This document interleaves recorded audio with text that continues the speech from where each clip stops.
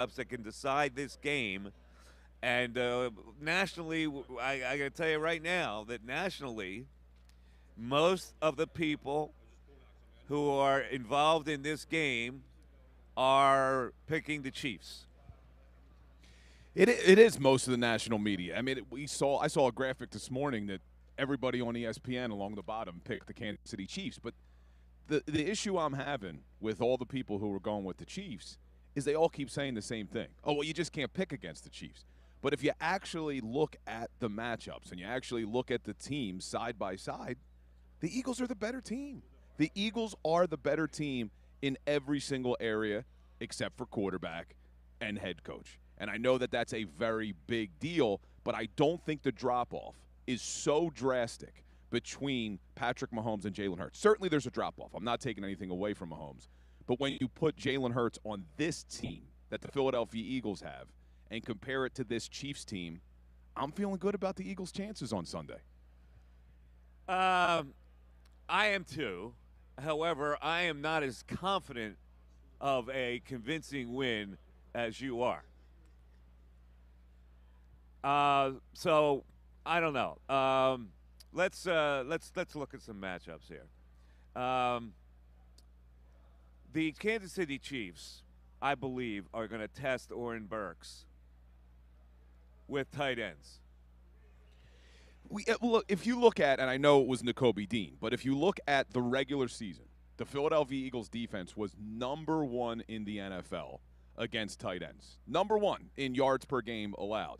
Now, I understand in the playoffs they let Zach Ertz kind of do his thing last week, and that skews the numbers for what happened in the playoffs.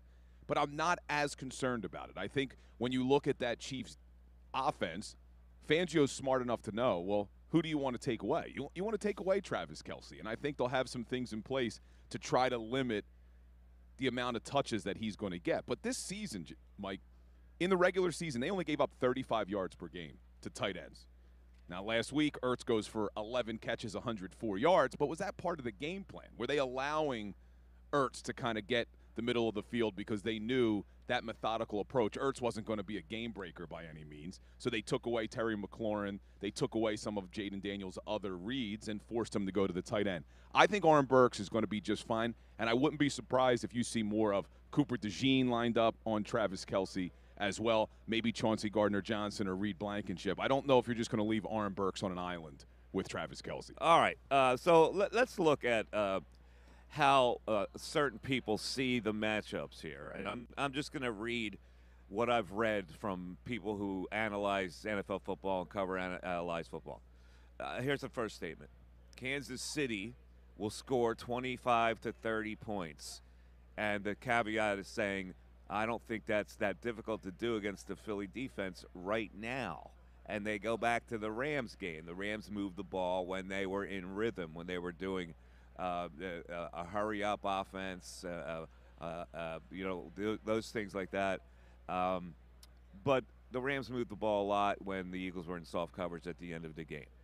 All right, that's one thing. Well, I think that's Your ridiculous. retort to that. I think it's ridiculous. Well, it's absolutely ridiculous. Well, first of all, the Eagles defense gave up this season 17.8 points per game, okay?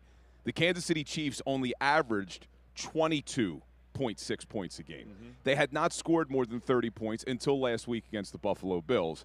And then you look at what that defense for the Eagles has done against some of the best quarterbacks in the NFL. They held Joe Burrow to 17 points. They held Matthew Stafford in both games to 20 points and 22 points. They held Lamar Jackson to 19 points. They held Jordan Love in the wild card round to 10 points. So for an analyst to say it shouldn't be that difficult for the Kansas City Chiefs to score 25 to 30 points, that's just not accurate. Okay, this isn't a good Chiefs offense, and this defense has been lights out. Throw these things at you, all right?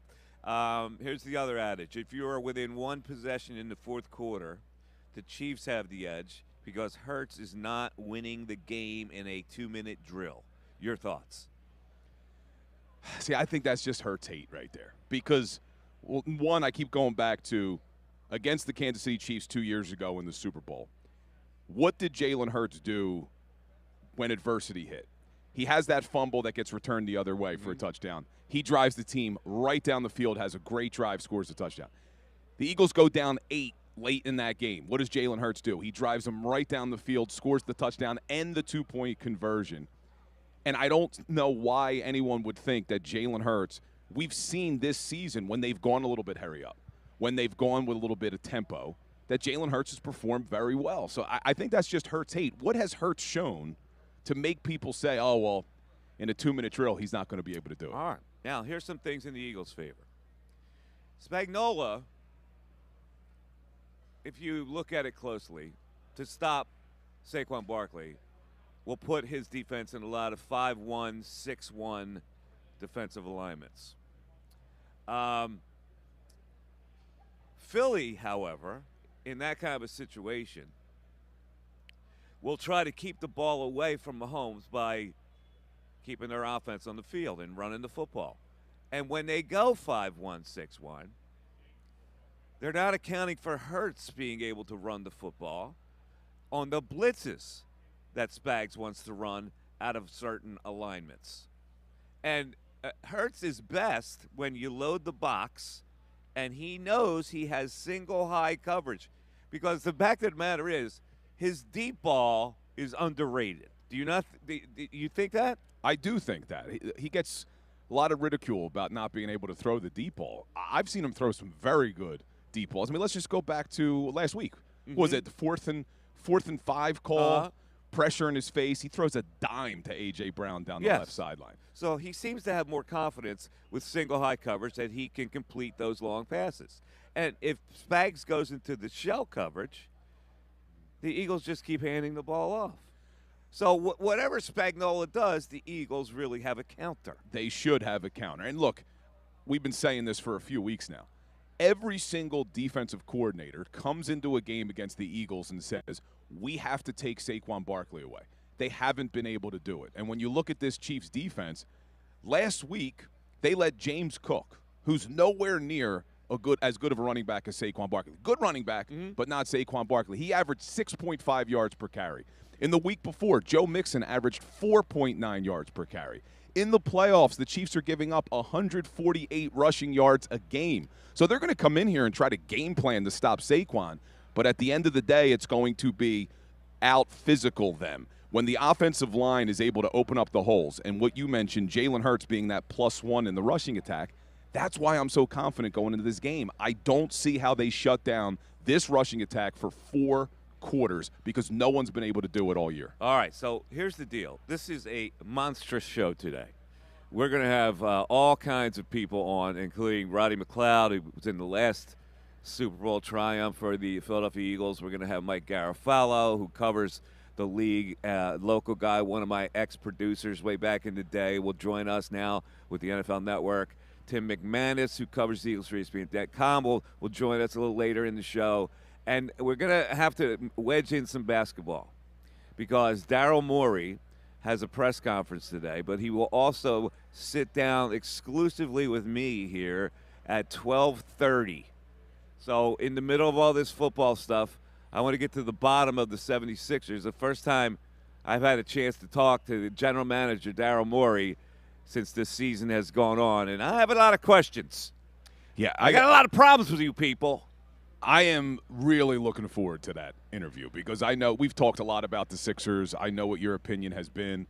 I was dead wrong about this roster going into the season, and you were very correct about things. I'm looking forward to seeing what questions get asked and really what questions get answered by Daryl Morey. I'm sure he's going to try to skirt some of these questions, but I know you'll hold them down. All right. Now, Eagle fans, I need to have you pumped today, because I'm going to throw a number at you that's not going to make you feel good. Of the 67 people that cover the NFL for ESPN, 41 of them have picked the Chiefs in this game.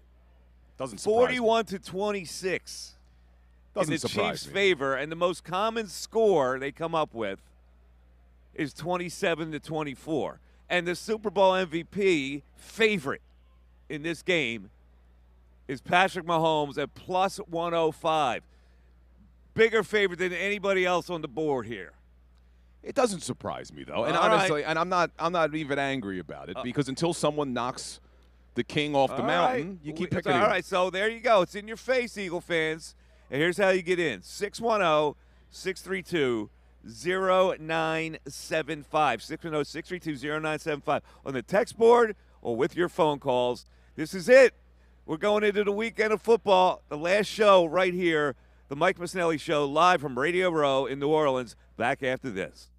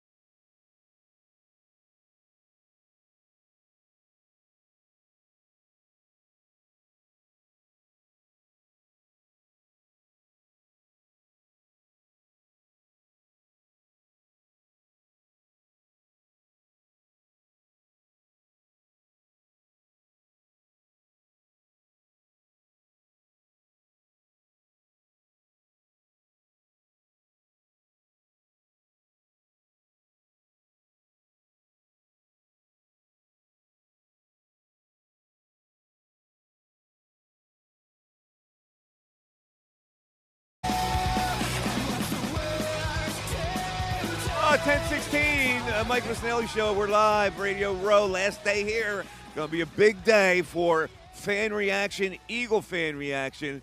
It's in your face right now.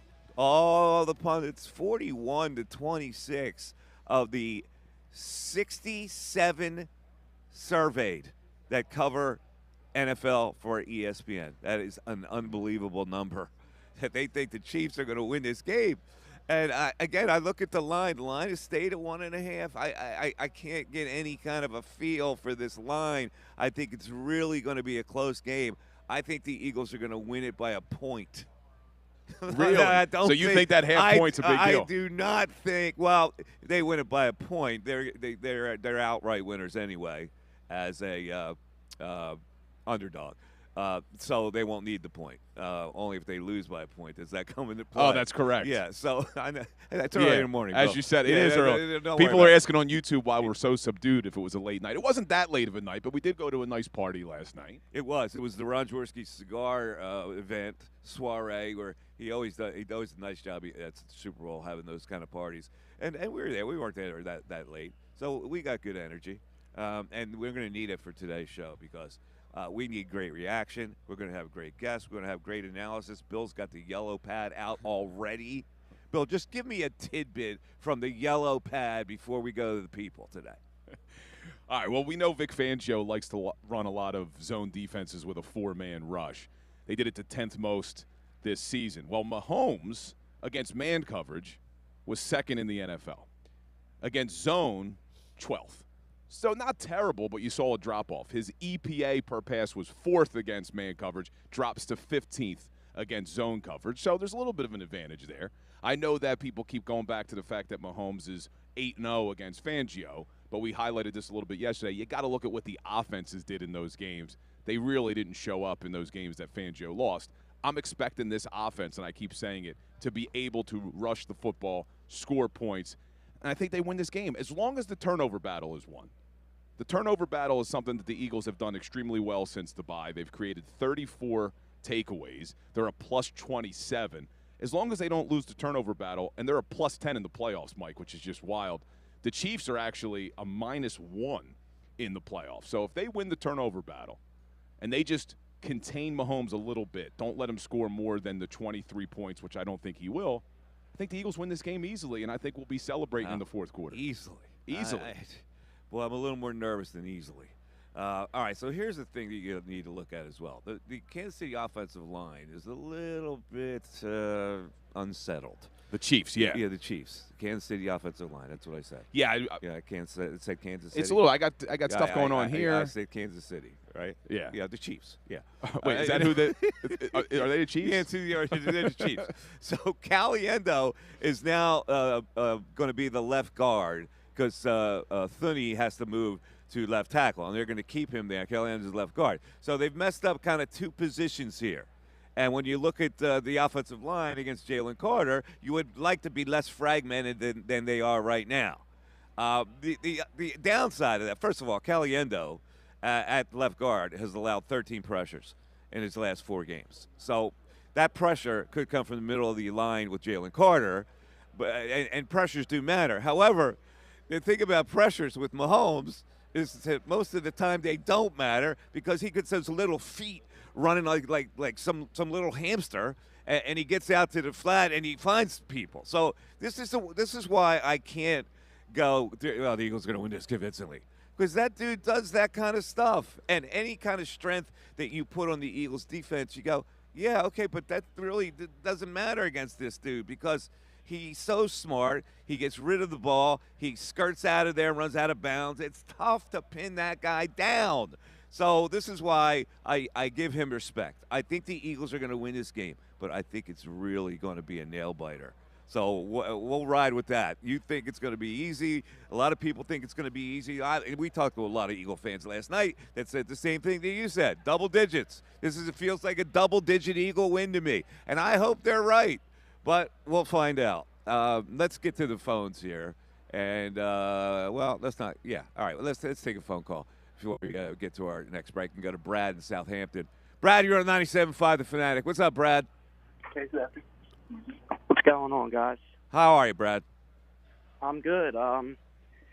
Well, I am ready for this Super Bowl. I mean, I'm so confident that we're going to get our revenge from 2 years ago from a Super Bowl that we should have won. That game was, in my opinion, heading for a blowout. And we're going to win this game, in my opinion, by 10 points. Jalen Hurts is going to throw for a touchdown. Saquon Barkley is going to rush for 2. We're going to intercept Patrick Mahomes once. We're going to make the Chiefs fumble once. And we're going to get 2 turnovers. That's how I feel on this Super Bowl. All right, listen, that's a very I am pumped. view. You are pumped. I am pumped for this Super Bowl.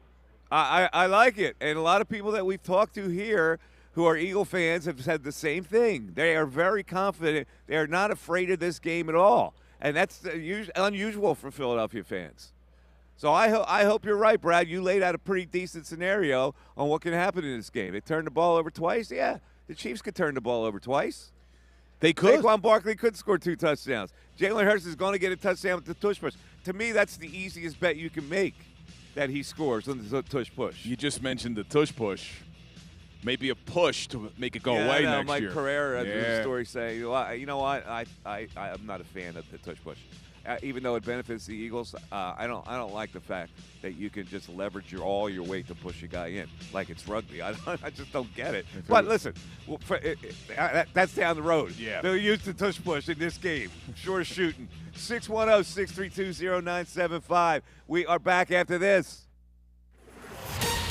Fanatic Sports Update. 2 days away. I'm Ray Dunn. This update is brought to you by FanDuel Sportsbook. Make every moment more with FanDuel. Go to FanDuel.com/Fanatic. We're 2 days away from Super Bowl 59 as the Eagles and Chiefs battle it out in New Orleans for the Lombardi Trophy. As Mike and Bill continue to broadcast from Radio Row, we had Super Bowl 52 champ Torrey Smith on yesterday. He talked about the different ways the Eagles can beat you. Running the ball builds one person's confidence more than everyone else, and that's Jalen Hurts. That's not saying Jalen Hurts isn't capable. Jalen Hurts is 1,000% capable of being the guy and being the reason why this team wins the game. However, Howie Roseman has done an amazing job building a roster to whereas it doesn't have to be that way. You can play balanced football.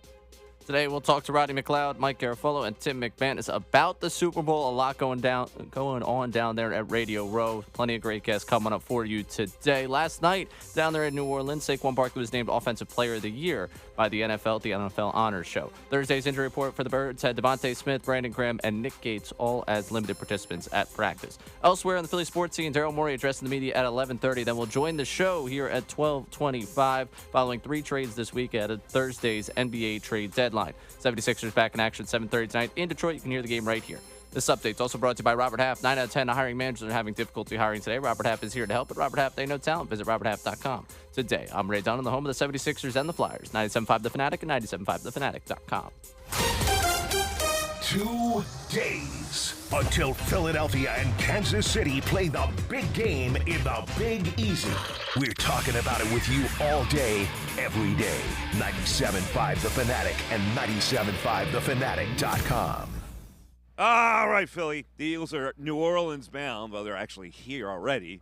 And it's time to gear up for the Super Bowl for you. If you need some fresh Eagles swag for the big game, Rally House is your one-stop destination for the largest selection of Eagles NFC champions and Super Bowl gear. You know that because we did the broadcast from it last week. They bring in fresh merch every day. So whether you're headed out to a watch party or planning to watch the big game at home, you need new gear. Rally House has an array of Eagles apparel suitable for any occasion and every fan, from cozy hoodies and jerseys to drinkware and home decor. Get all the Eagles gear you need to commemorate this historic season. With 23 locations in the Philly metro area and easy online shopping, you'll find all the apparel you need to show your Eagles pride.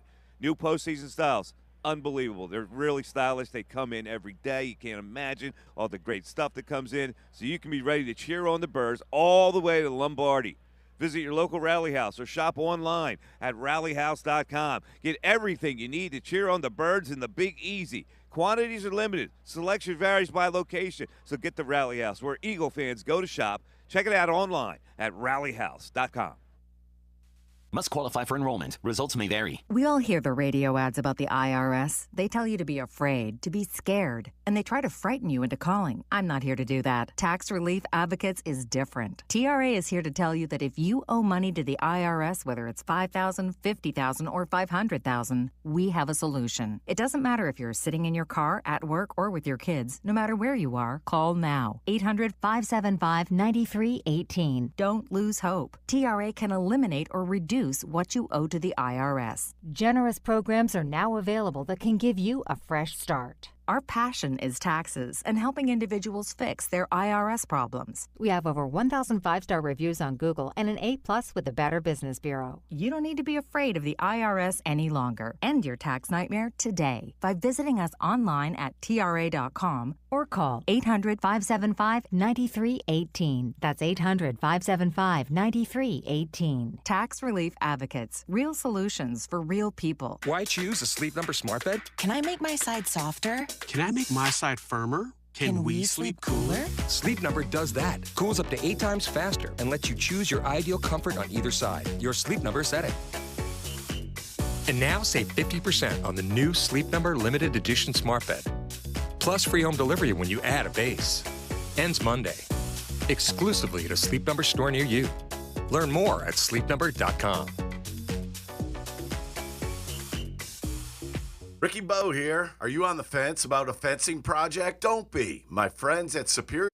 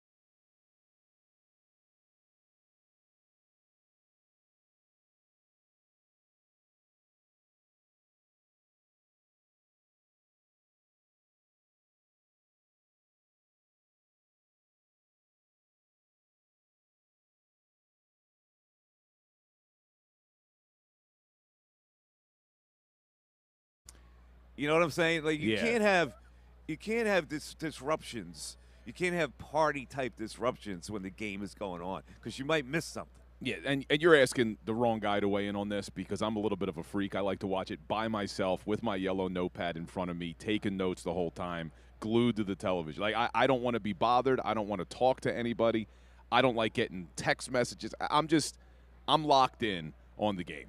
But, there are a lot of people that in Philadelphia especially that do want to share it with family, though. It's not necessarily watching the game. It's the reaction. It's okay to share it with family as long as the family's paying attention. Yeah. Like, I don't want, my Aunt Louise coming in saying, well, we got the meatballs, and then you smell the meatballs, and you got to go over, you got to grab a couple of meatballs, and then you miss a big play. Yeah, socialize when the game's over, hopefully celebrating a win. You don't socialize during the game. I have a hard time watching it. Got the deal over here. Yeah, I can't watch it with anybody, man. I got to be by myself. Now, like, my wife understands. Like, she'll watch with me, but she knows I'm not going to really talk to her much. She gets it. She does get it? Yeah, she gets it. That's another problem because some people don't get it. It's like, oh, you're going to ignore me? The game's more important than what I have to tell you? No. My wife knows. I grandfathered this in. I was like this from the moment she met me. All right. Later in the show, we're going to get into some prop bets. Super Bowl always has a ton of prop bets, and you look at some of the crazy ones. You're going to bet the sane parlays bets and the ones that you think are going to hit. Like, for me, Jalen at minus 115 to score a rushing touchdown is the safest bet you can ever make. That seems like a shoebox. I mean, yeah, really, it is. Minus 115 because of the tush push. They get that close. That's what's going to happen. So, boom, you check that off. And minus 115 almost looks too cheap. But there's also a prop bet like Tom Brady's tie. I saw this one. I think I got it. I think Tom Brady's a black tiesman. You think he's going black? I think he likes to wear the black tie. He wore that at the NFC Championship, I believe. Didn't he have did? the three-piece black and gray? Yeah, I may be wrong on that. Didn't he? Black is plus 1,200. Blue is the favorite. Does somebody know something? Blue is plus 175. Well, did you see what's coming in at third? No tie. That maybe he rocks the no tie look at Super Bowl Sunday. I think he's going to be a tie. It's a Super Bowl. Here's always my question about these bets, like these prop bets, like the tie color or how long the national anthem's going to be. Why couldn't Tom Brady just tell like his distant cousin who doesn't have a lot of money, hey, listen, man, just so you know, I'm rocking a purple tie. I've said that for many years, that there's no guard against that. That you can actually fix the result. Yeah, you could fix it. You got to do an investigation on it, and then for fixing the result, he gets banned from the NFL. Yeah, but I don't know how anybody would know. Like, Mike, that's why he can't risk it. If I said to my wife, if I was Tom Brady and he was still married, and I said to my wife, hey, you like this purple tie? And then she goes and she tells her sister, who then tells her husband, how do you guard against it? And Brady didn't do anything wrong. His wife knows what color he's wearing. Yeah. But I don't know. His wife could get, entangled. He doesn't have a wife. No, I said if he was still married. Oh, if he was still married. Yeah, if Giselle wasn't with the personal trainer she would have given it up to that. Yeah. Was it the personal trainer? The Latino. She would have given it up to him. Yeah, I remember all that. Yeah, if she was planning the divorce, she would have tipped him off. Tommy's going to wear the blue. Let's bet $1 million on it, and we'll live on some island. Tommy's going to wear the blue. All right, let me ask you, though. And I guess I don't want to offend anyone who would bet on this. But, I mean, you got to be a little bit off to bet on the tie color, don't you? No, you don't. No, that's a fun bet. Is it? Yeah, turn $10 on it. It's just a fun bet. Man. I mean, I like betting on things that I can control. I like betting on things that I can analyze. You're a control freak. Yeah. Well, you can let your hair down on some silly bet, like the anthem, the length, what song Kendrick Lamar is going to open with, stuff like that. We'll go over all those. Yeah, we'll have some fun with it. All right, 610-632-0975. Do we have the text board humming this morning, Ray? Yeah, people are checking in on the text board. For sure. All right, that's what do they have on the text board today? We had a texter that was agreeing with you about the setup for a game. Did not want at all to be near anyone. Plan to watch the game at home by themselves because they didn't want to see anyone around there. Going into actual game analysis, Ron from Ambler say Mahomes has never played a defense like this. I truly believe our defense will be the star of this game. Yeah, I'm pretty sure he's played against a defense like this one or two times in his career. This isn't like the only great defense he's played against. No, he's played against good defenses, but this Eagles defense is just something about them, and they're very opportunistic with the way they take the ball away. I'm not expecting, we had that caller say, Mahomes is going to throw an interception. I'm not expecting Mahomes to throw an interception, but I am expecting them to jar the ball loose like they've been doing. Maybe get some fumbles, and you got to jump on them when they're on the ground. But I do expect them to force some fumbles in this game. All right, let's get to the phones here, and let's go. You don't hear the music? Oh, there's the music. All right, we're up against another break. Sorry about that, folks.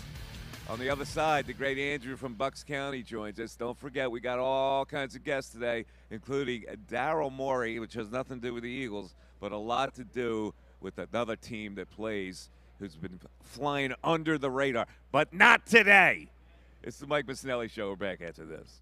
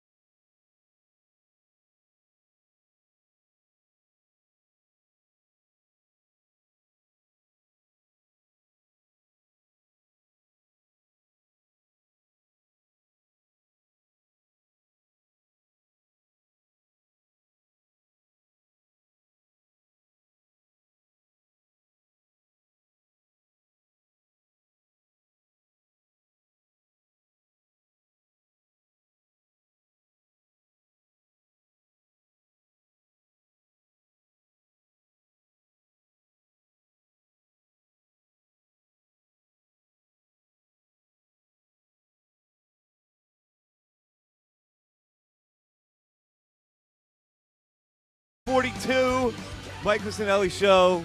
A little later, we gotta stick with our return music. We gotta play a little Elvis Costello. Pump it up. That was a good one. Thank you, Ray. Take notes. Got the notes on that? That's what I'm doing right now. There you go. He's writing it down. All righty. So let's look at a couple other angles of this game. Talk to me on why you're not bothered with the Kansas City Chiefs tight ends against the linebacker, maybe a safety, whatever. They use the tight ends. When you least expect it, it seems that Kelsey always gets open. But they've been using other guys too. They have, and look, Kelsey's probably the greatest tight end of all time. Is he going to go down as the greatest? If not, he's in the top 3. Mm-hmm. But the Eagles have been very good against tight ends this year. They were number 1 in the league during the regular season. So what I have to look at is what they've done for how many games now? They've won 17. Yeah, but it's the same linebacking core. I understand that, but Aaron Burks has played in big moments. I know that last year, when Aaron Burks played in the Super Bowl for San Francisco, they did try to attack him with the tight ends. But again, I keep going back to Vic Fangio, man. The guy has had, 40 years of experience. He's not dumb coming into this game knowing, well, maybe an area they're going to try to exploit us is with Travis Kelce on Aaron Burks, and I think they'll have a plan in place to try to stop it. Zach Ertz had a great game last week, but I think that was more of the game plan, and it was a blowout. It was an absolute blowout, so they didn't have to worry about Zach Ertz catching a little dink and dunk passes here and there because they couldn't keep up. And that may be the game plan for the Eagles. We know they like to limit explosive plays. If the Eagles are scoring quickly, maybe they let them dink and dunk to the tight ends. But I'm not worried about it. Let me throw something else your way. Now, I'm trying to get all this stuff out of the way so we deal with it, right? Because you know me, I get this philosophy where you put scrap wood in the barrel and light it. You can purge all these little things that worry me. Correct. So, one of their hottest receivers who's kind of come into his own lately is Xavier Worthy. He's the speedster. Yes. Do you find that the Kansas City Chiefs, the methodical way that they move the ball down the field, they drip, drip, drip, drip, that they could spring him for a big play touchdown? I mean, anything's possible, and the guy certainly has the speed. Is it a worry of yours? It's not. Not a worry of yours. It's not, because, again, I keep going back to what have you watched for the last 16, 17 weeks? This team doesn't give up a lot of explosive plays. They have a great secondary. Quinyon, Cooper, Darius Slay, Cooper DeJean, or I said Cooper, Reed Blankenship, Chauncey Gardner-Johnson. These guys are going to be prepared for this game, and I'm not worried about Xavier Worthy being the guy who beats him. If that's who the Chiefs need to rely on, I'm feeling good. All right, I'm just saying low, low, low, low, strike. These are the worries that I have. Not a worry for All me. right, let's get back to the phones. Let's talk to Andrew from Bucks County. Andrew, thanks for holding. You're on 97.5 The Fanatic. What's up, buddy? How you guys doing today? What's going on, Andrew? How you feeling today? I'm feeling wonderful. I'm feeling great that the Eagles are going to win it on Sunday and that they're going to bring it home to the city of Philadelphia with a Lombardi trophy where it rightfully belongs. All right, now tell me why you feel that way. What makes you so confident? If you can look at what's going to happen on the field. Because, one, this Eagles team is different from 2 years ago. It's a lot different from 2 years ago, and I'm pretty sure losing Super Bowl 57 is still ringing in the Eagles players' mind, and that they're out for revenge in Super Bowl 59. So I don't see Kansas City stopping Saquon Barkley. Washington couldn't do it, the Rams couldn't do it, and L.A. couldn't do it, and Green Bay couldn't do it. So I don't see Kansas City stopping Saquon Barkley. I've been a diehard Eagles fan my whole life. I would bleed green. I would die green. Well, don't die yet. All right? I don't know. Andrew, stay alive through Sunday. I think Andrew's making me feel good, man. Yeah? He's making me. I feel. Well, you feel good already about this. Yeah, man. but you're telling people last night we were at a cigar bar, built between puffs and smoke rings, telling everybody would ask. But here's what's making me feel good with calls from Andrew and the caller we had earlier, and you touched on this a little bit to start the show. We are usually nervous as Philadelphia fans. I'm not sensing a lot of nervousness. Have we gotten a call from anyone who said, you know what, not feeling pretty good about it? Everyone is feeling good about this game, and that doesn't make me nervous. That makes me feel good because people are looking at it from an educated perspective. The Eagles are the better team. They have not lost with Jalen Hurts since September 29th. I know everyone's so afraid of Patrick Mahomes. We're so afraid of the Kansas City Chiefs. This Eagles team is a dominant football team. And I love that the fan base is feeling excited. I don't know if Kansas City gives you fear. This is a time for the Kansas City Chiefs where they're not ferocious. They just get by, right? And that worries me more than a team that's ferocious. Because when you just get by, you're used to getting by, you have the confidence that you can make whatever play you need to win the game. This is what scares me about the Kansas City Chiefs. And it's always in the hands of the guy who can do that better than anybody. And I'm nervous about it. I can't go to – I would be disrespecting that whole premise if I said, Eagles are going to win this by double digits. But again, and I know this is a big deal, your sole reason for having any sense of nervousness is just because of Mahomes' potential magic. It's because they have magic in general to win games.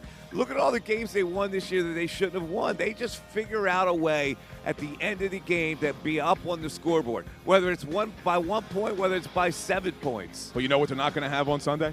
What's that? The benefit of all the damn calls, because the fact that the national media has been all over this conspiracy about the refs, they're going to go out of their way to not make the bad calls.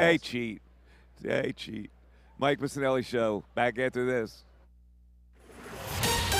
Fanatic Sports Update. 2 days away. I'm Ray Dunn. This update's brought to you by Hand and Stone Roses Chocolates. Predictable. This Valentine's Day, give a gift from Hand and Stone. Save $30 on a 1-hour massage or a facial, or get $60 off our Serenity package. Go online or visit one of the 60 spas in the area to purchase today. Restrictions apply. See spa for details.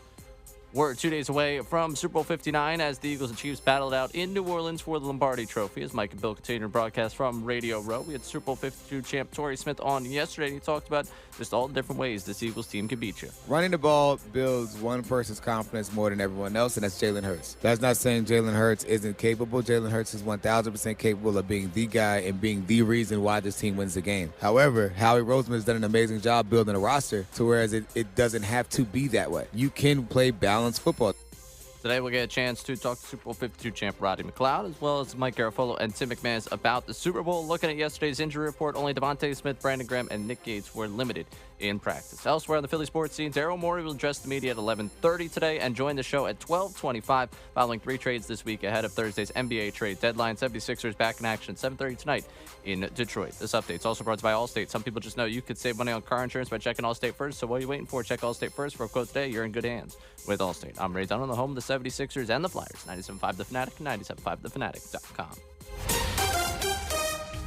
Hey, it's Ricky Metallico from the best show ever. Weekdays from 2 to 6 p.m. on 97.5 The Fanatic. All week long, we're going to be breaking down the Eagles and what they need to do to come home with the Lombardi Trophy. We'll have Tim McManus, Andrew DiCecco, Dave Zungaro, and so many others who follow the team on the road to New Orleans. Listen to the best show ever for complete Eagles coverage all week on 97.5 The Fanatic and 97.5thefanatic.com. Go Birds! Home field advantage is brought to you by Bradford White, because how you heat your water, it matters. Unfortunately, at the Mercedes-Benz Superdome, the Birds fans aren't going to create that much of a home field advantage, because these Super Bowl events, they tend to be very, very corporate. But if any Eagles Super Bowl of the past is an indicator, I can promise you, they will be heard from, and they will at some points have a chance to affect the game. Look, it's Philly. Home field advantage matters here. It's not just tradition, it's what we live for. Let the games heat up at home, and let Bradford White heat up your home. When it comes to your home or business, Bradford White knows hot water is not optional. It's essential each and every day. That's why Bradford White makes water heaters that are built to be the best. With innovative features like our exclusive Microban antimicrobial technology that helps protect and keep the tank clean and extends the life of the water heater for top performance 24/7. How you heat your water matters, so choose the proven reliability of Bradford White. Learn more at bradfordwhite.com. When you're hiring, have you ever felt like you're missing out on meeting truly great candidates for your roles?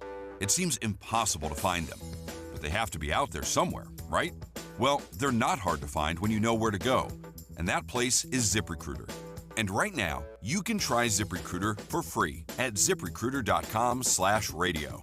ZipRecruiter helps 10 million people with their job search every day. And because these people are actively looking for jobs just like yours, it's easy to find the right person right away. In fact, 4 out of 5 employers who post on ZipRecruiter get a quality candidate within the first day. But if you're not using ZipRecruiter, you're missing out. So see what it's like when the impossible is easy. When you go to ziprecruiter.com/radio right now to try ZipRecruiter for free.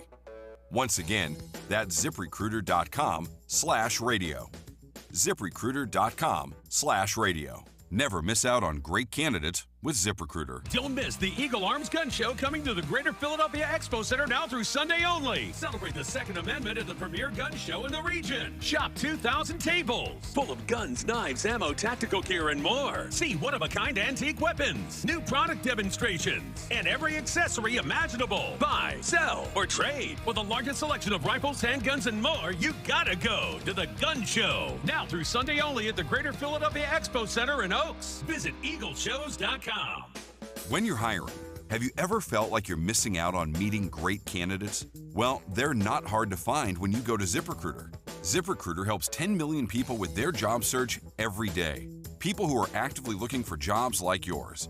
So it's easy to find the right person fast. 4 out of 5 employers who post on ZipRecruiter get a quality candidate within the first day. Try ZipRecruiter for free at ziprecruiter.com/free. That's ziprecruiter.com/free. Caesars Sportsbook is the only sportsbook app with Caesars Rewards, where every bet you place brings you closer to perks only Caesars can offer. So download the app using promo code Radio1000 and place your first bet today. If you win, great. If not, you'll get it back as a bonus bet up to $1,059 for Super Bowl 59. Open to new users in Pennsylvania who are 21 or older, affiliated with Harris Philadelphia. If qualifying bet loses, bet amount returned as a bonus bet. Bonus bet expires 14 days after receipt. See Caesars.com/promos for full terms. If you or someone you know has a gambling problem, call 1-800-GAMBLER. This is the story of the one who, as a maintenance specialist for a historic high-rise, knows that vintage charm historically needs constant attention.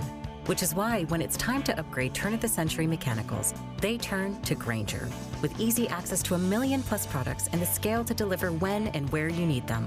The right tools and supplies are never far away. So the one can keep that vintage building running like new. Call, click Grainger.com, or just stop by. Grainger, for the ones who get it done. Coverage of the big game in the Big Easy is brought to you by FanDuel Sportsbook. Make every moment more with FanDuel. Also brought to you by TrueMark Financial Credit Union. Visit TrueMark.com or one of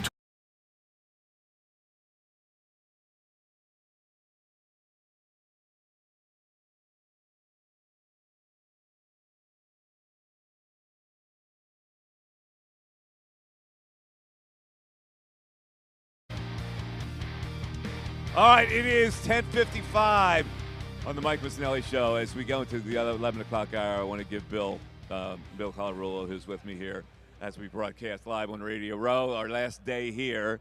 I'm looking at a story, and Ray, you can join me in with this because you're the one that found this story and put it on our show sheet today. The headline for this story in The Athletic is this: not everybody loves Nick Sirianni, but all the Eagles coach does is win. You put that in there for Bill, didn't you, Ray? Hit the song right. There it is. That's all he does, baby. We're living in a world where the national media is dropping the all he does is win. And they stay there. Thank you, Ray. I appreciate it. I read this morning with a smile on my face. I know you did. Figured that morning coffee was great for you. Yeah. They talk about how feisty he is in there. And, the lead to that story is all you ever wanted in a Nick Sirianni story. It really is. Yeah. It wasn't yet 9 in the morning, and Nick Sirianni was livid. They're talking about him as an offensive coordinator with the Colts back in July of 19. But then, they get a quote from Mailata saying, look, he's always going to be feisty. That's just who Nick is. What you see is what you get. And that's what I keep coming down to. That last quote from Mailata, what you see is what you get. You talk a lot, Mike, about how pro players don't play for a coach. And I don't 100% agree with that. I think pro players play for a guy that is genuine and authentic. And Sirianni is exactly that. He's not pretending to be a character. This is who the guy is, and I think the players respect it. Except when they called him in the office and said, shut that mess down. Yeah. So the story goes, is he intense? No doubt. Bombastic at times. Juvenile, you can make the case. And here's a quote from a lifelong Eagles fan who is down here and made the trip. His name is Edward Wakely. Yelling at our fans after the game against the Browns. That one pissed me off. Look, you barely beat the Browns. Chill out a little bit, okay? Yeah. And this is a guy who's down here for the Super Bowl. And he still has that Sirianni edge. And this is why I've said my over-the-top love and praise is because there are still people who will refuse to like him. And maybe you don't have to like him. Maybe it's kind of like where who was telling us the other day, Torrey Smith, saying, look, I don't even have to like my teammates as long as we do what we need to do on the field. Maybe that's how the fan base needs to be with Nick. Stop calling for his job. You don't have to like him. Well, but nobody's calling for his job now. I mean, his job is safe and secure. I'm the smartest coach in the world. He is. Damn the smartest coach in the world. So you don't have to worry about that. That may be the biggest transition ever. Ray used to drop constantly, I'm the dumbest coach in the world. I'm the dumbest coach in the world. And now we've transitioned into I'm the smartest coach in the world. One game. There's season. still one game in the season. What a season. At the start of this year, the two biggest concerns were the head coach and the quarterback. If they lose this game, both of those guys are going to get recycled for the blame. I mean, they're never going to be out of the firing line. Now, I don't even want to think about it because I don't want them to lose this game. But who do you think would get more heat after? I guess it depends on how it all played out. But all these people now who've crawled under the table. The Phil Simms son who's trying to backpedal now. His comments about Hurts. If Hurts doesn't play well, they're all going to come back out. Well, here it is. If Hurts turns the ball over and Kansas City scores off it, see, he did. We're always worried about him throwing the football, and that's why. If that doesn't happen, and Sirianni goes for it at his own 49, I'm the dumbest coach in the world, and they don't get it, and the Chiefs score a touchdown off of that. Did I say Rams before? I think I said Rams. Chiefs. I meant Chiefs. And they score off of that. It'll be easy to determine which one will get picked on the most. Yeah, so I'm not doing a good enough job. But who gets the most praise if they win? Well, also will depend on how it all plays out. Saquon will get the most praise if they win. All right, you're listening to WPEN HD1, Burlington, Philadelphia, the Mike Missanelli Show. We're a Beasley Media Group station, broadcasting live right here from Radio Row in New Orleans, and we normally broadcast from our Comcast Business Studio, where Ray Dunn is today, the Comcast Business Studio, powering possibilities. All right, let's get right back to the phones. Daryl Morey press conference coming up at 11:30. We will have him exclusively in an interview at 12:30. Rodney McLeod will join us at 12 o'clock, former Super Bowl safety for the Eagles. Mike Garafalo, who covers the league, the NFL for NFL Network. Tim McMahon is covering the Eagles. All that is coming on for this show, and we'll get your calls, many calls in today. This is the last chance you can opine on what you think is going to happen. So let's go to Chuck in New York. Chuck, you're on 97.5 The Fanatic. What are you feeling today, Chucky? Gents, soon enough you'll be calling me Chuck in New Orleans. You're on your way. I was down there actually for the first game against the Saints. I was down there for work about 3 weeks ago when they had their biggest snowstorm since 1895. And thanks to my good pal, Chris Michaels, who I know is listening, and offered me a ticket earlier this week, I'll be heading down tomorrow as well. And I cannot tell you how excited I am for this game. I was in Minnesota when we got revenge against the Patriots. I'm going to be in New Orleans, the Big Easy, for our revenge against the Chiefs. And boy, oh boy, I think I know we're a better team. I know we're a better team, and I think we're a hungrier team. The hunger to try and get that three-peat cannot be nearly as close to what Jalen must be feeling, to what that whole team must be feeling, knowing that we're a 1-point dog, knowing that these clown pundits at ESPN who predict us, I think they'll lose against the Packers, have nothing to say positive about us. So let's go. It's going to be a great game. Let's go. I want to hear you say let's go excitedly, Chuck. Let's go! All right. And you can throw a let's F go in there if you want. All right, buddy. Thanks, Chucky. You got it. There you go. Eagles cheers are always welcome. The ELEGLES cheers. Did you? Oh, I like what you did there, Mike. Yes, I need the ELGES cheers today. I like what you did there. Yeah, I heard a few last night on Bourbon Street. You're starting to see more fans creep in. Like, it's a lot of media in the first couple days we were here, but now a lot of the fans are starting to get into town. Yeah, Bourbon Street will be crazy tonight. Oh, yeah. With the Eagle fans, matched up with Chief fans. I hope there isn't any clashes. There won't be. This is friendly fire before the game. When you get into the game and the emotions of the game steer you, there might be some altercations with Chiefs and Eagle fans, but not Bourbon Street. Everybody is one with the hurricane when you're on Bourbon Street. Yeah, the hurricane brings everybody together. That's what it always says. Now, did you ever a hurricane here? I have years ago when I was here. Not on this trip. Hurricane. You didn't even get a liquorless hurricane? No, too much sugar, man. Too much. Bill, you've gone out to dinner twice with the crew. Correct. Jen Scordo was in both of those dinners.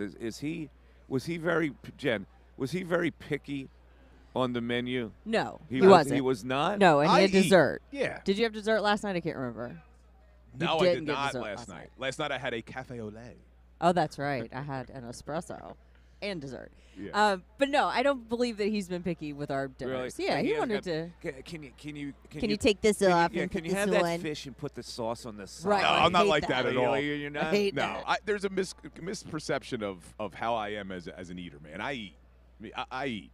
And I love trying all different types of cuisine and all that stuff. So yeah. So last night. Oh wait, you had the burger last night. I with did go. Fries and bacon, cheese and everything. Oh yeah, that burger was good. The fries were looks exceptional. really good. Yeah, so he went big. Yeah. Yeah.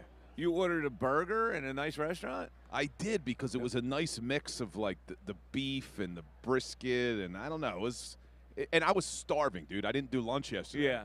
Well, we went to the cigar event, and we came back to the hotel, and you go, man, I'm really hungry, and I go, oh, well, nice. I got a half of a muffaletta waiting for me in my refrigerator at home, and I go, do you want a chunk? Nah. Yeah. Nah. Well, I didn't want to do that. Did you do it? Of course I did. Did you wake up with some agita, as my grandmother would say? No agita at all. They were primo Italian meats. Right before bed? I digest that stuff very well. You know what I'm I had? used to eating Italian meats. You know what I had before I went to bed? Unlike some other fake Italians that I work with. Do you know what I had before I went to bed? What's that? When I got home? Thanks to Cam Jurgens, man. I had the jerky. You had beef jerky? The beef jerky that they gave us. Beef jerky. It was good.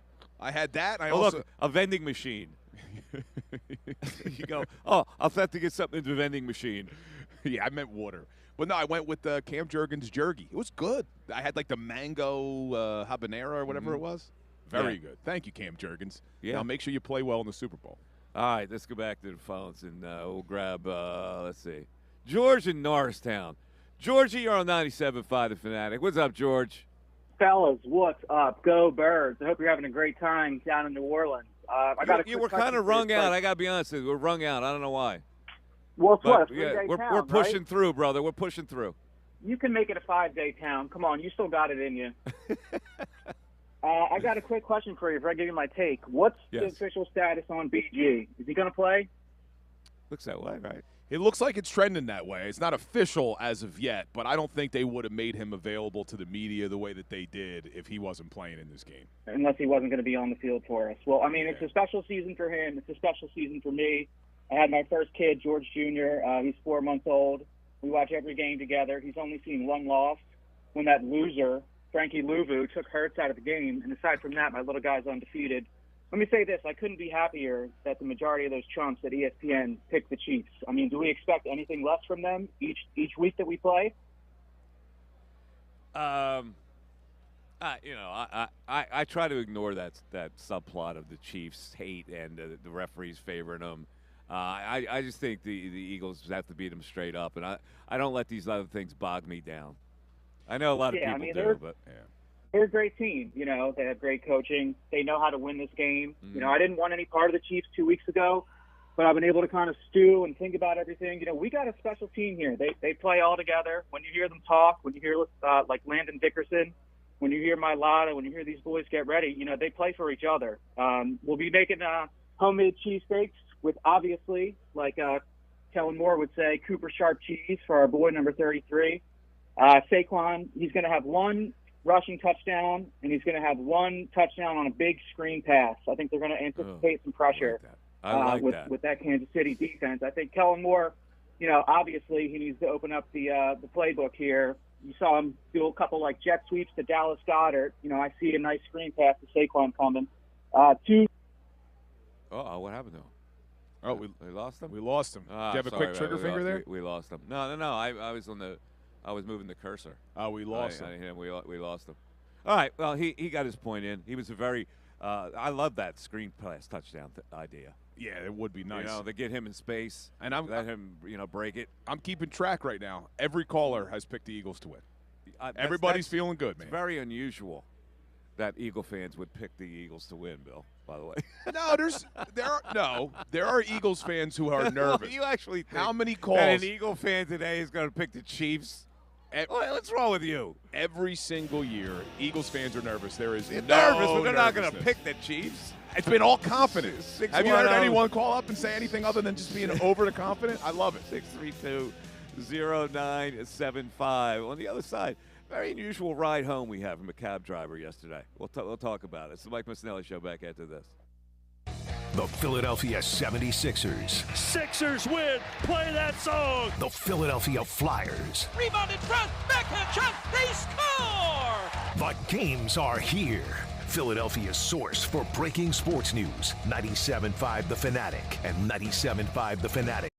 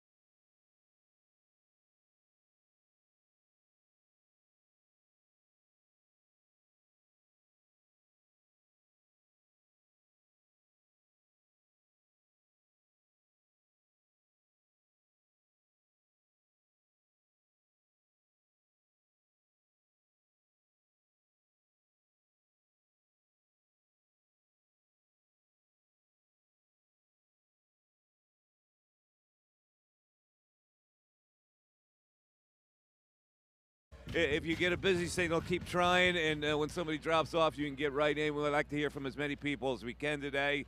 Daryl Morey press conference is coming up at 11:30. Bill, let me run a couple things by you here. The experiences we've had here at New Orleans are very interesting. You know, I walk the streets. I love to walk the streets. I love to see the art and the jewelry and the antique places, the voodoo, the voodoo shops. And I was passing this specialty shop here, and I want to see how you feel about this. I took a picture of this. Let me see here. This is all right. This is 4 raccoons sitting around a table playing poker. Wait a second. Was that for sale? Yes. Are they stuffed? Yes. Now let me ask you this. This is the weirdness of Jen, New you got to Orleans. see this. These are 4 stuffed raccoons. You see, they've been taxidermed, and they're playing poker. And one, if you see here, this one has a cigarette in his paw. Would you? Is this creepy? Yes. Or is it my imagination? No, it's extremely. Is it creepy? There's 4 stuffed raccoons sitting at a table. Sitting at a table playing poker. Yeah, that's very creepy, man. I'm thinking, only in New Orleans would you see something like this. How much was it? I didn't. It was just I looked at it from the window. I you should have bought it. I didn't do it. No. You could have had that shipped home. I didn't go in. So last night, we take a cab home from the cigar dinner, and the guy starts talking to us about the Saints. Did you notice how foul his language was? Yes. No, every other word was an F-bomb. Every other ask word. you a question. He doesn't know us, right? The guy just starts spewing F-bombs. He must have said the F word 100 times. Well, in his defense, we started talking about football, and he started talking about his frustration with the Saints and how they can't find the quarterback since Drew Brees, and I think he was angry. But, yeah, every other word was, beep, beep, beep, beep. All right, I'm gonna post this raccoon picture, and I need to have people tell me whether they think it's creepy or they think it's funny or cool. Okay. Yeah, I think you definitely should. But yeah, we were talking to the cab driver and telling him he's probably getting Eagles offensive coordinator Kellen Moore because he was frustrated with Dennis Allen too, rightfully so. A lot of frustration, I guess. Apparently was getting offensive coordinator Kellen Effin Moore. Yeah. To come down. This guy was unbelievable. Yeah. All right, let's go back to the phones and talk to Laura. Oh, Laura from Rockledge is checking in. What's up, Laura? Well, hello, Michael. Hello, Bill. Laura. How Can are we say you? hello to Jen, please? Jen, love you. Yeah, Jen, your old pal Jen is here. Hi, Laura. Hi, honey. I miss you. Miss you. Am I going to see you at Knockout? Yes, I am. Good. Okay, moving on. Eagles, right? So, Michael, I have absolutely no analysis, stats, factual basis for any of this, but I have a gut feeling, right? And it could be different tomorrow, but I feel like this is going to be a boring game. I hate to tell you this. I don't think it's going to be very exciting because I think we're going to beat the crap out of them. And it's funny because when I called in and was put on hold, I called in with the score of 37-17, and I look up and I'm looking at the screen, and Go-Go Birds in YouTube chats posting 37-17. I'm like, okay, well, here we go, 37-17. There's the score. We win, hands down. No basis, just saying. And I haven't been worried not once, and it's very unusual. I don't know why I feel this way. It is weird. Because normally I'm a mess. I like your feeling may be genuine.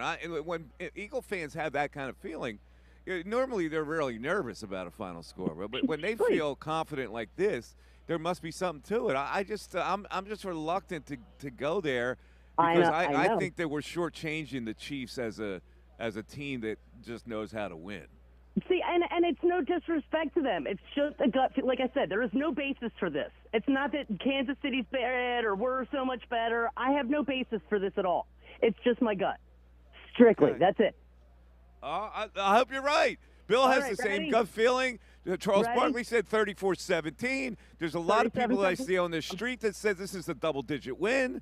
37-17. You heard it here. Go Birds. Ready? Here we go. All right, Laura. That was pretty good. That was a good one. That was the most energetic Eagle cheer today. Can somebody beat it? We got to have our decibel meter here. Applause. Louder, louder.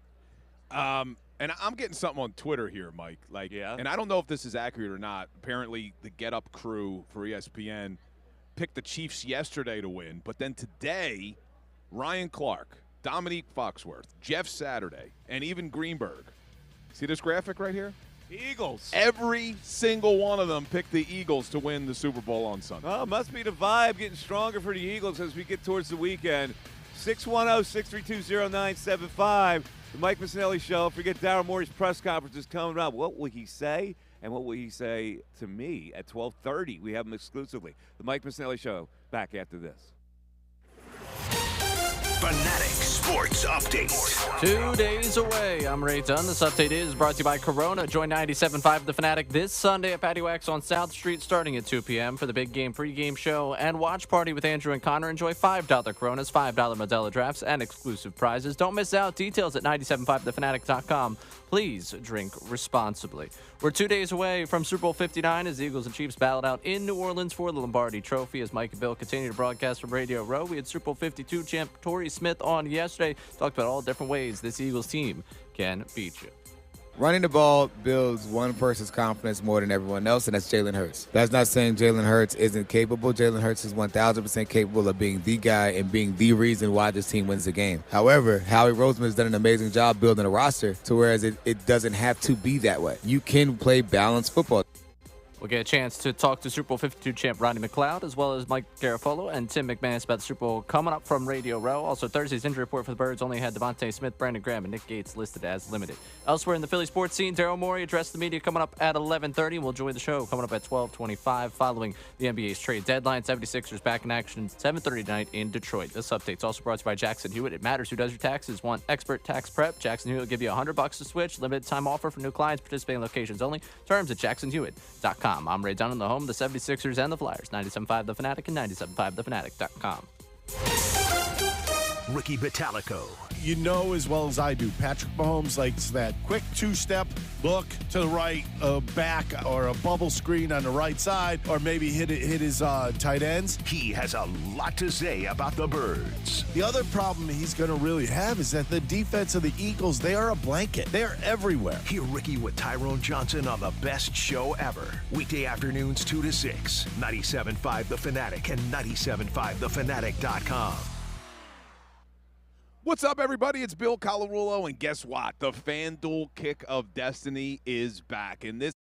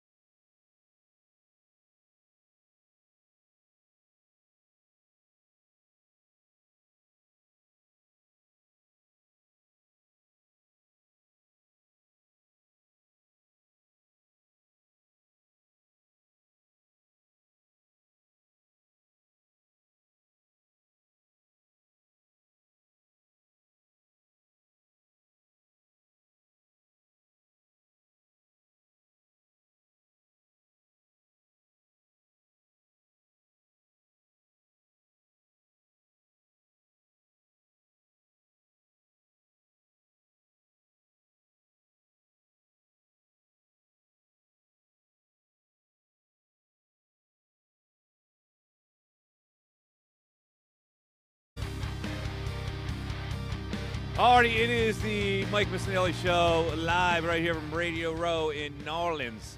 You say New Orleans, I've noticed.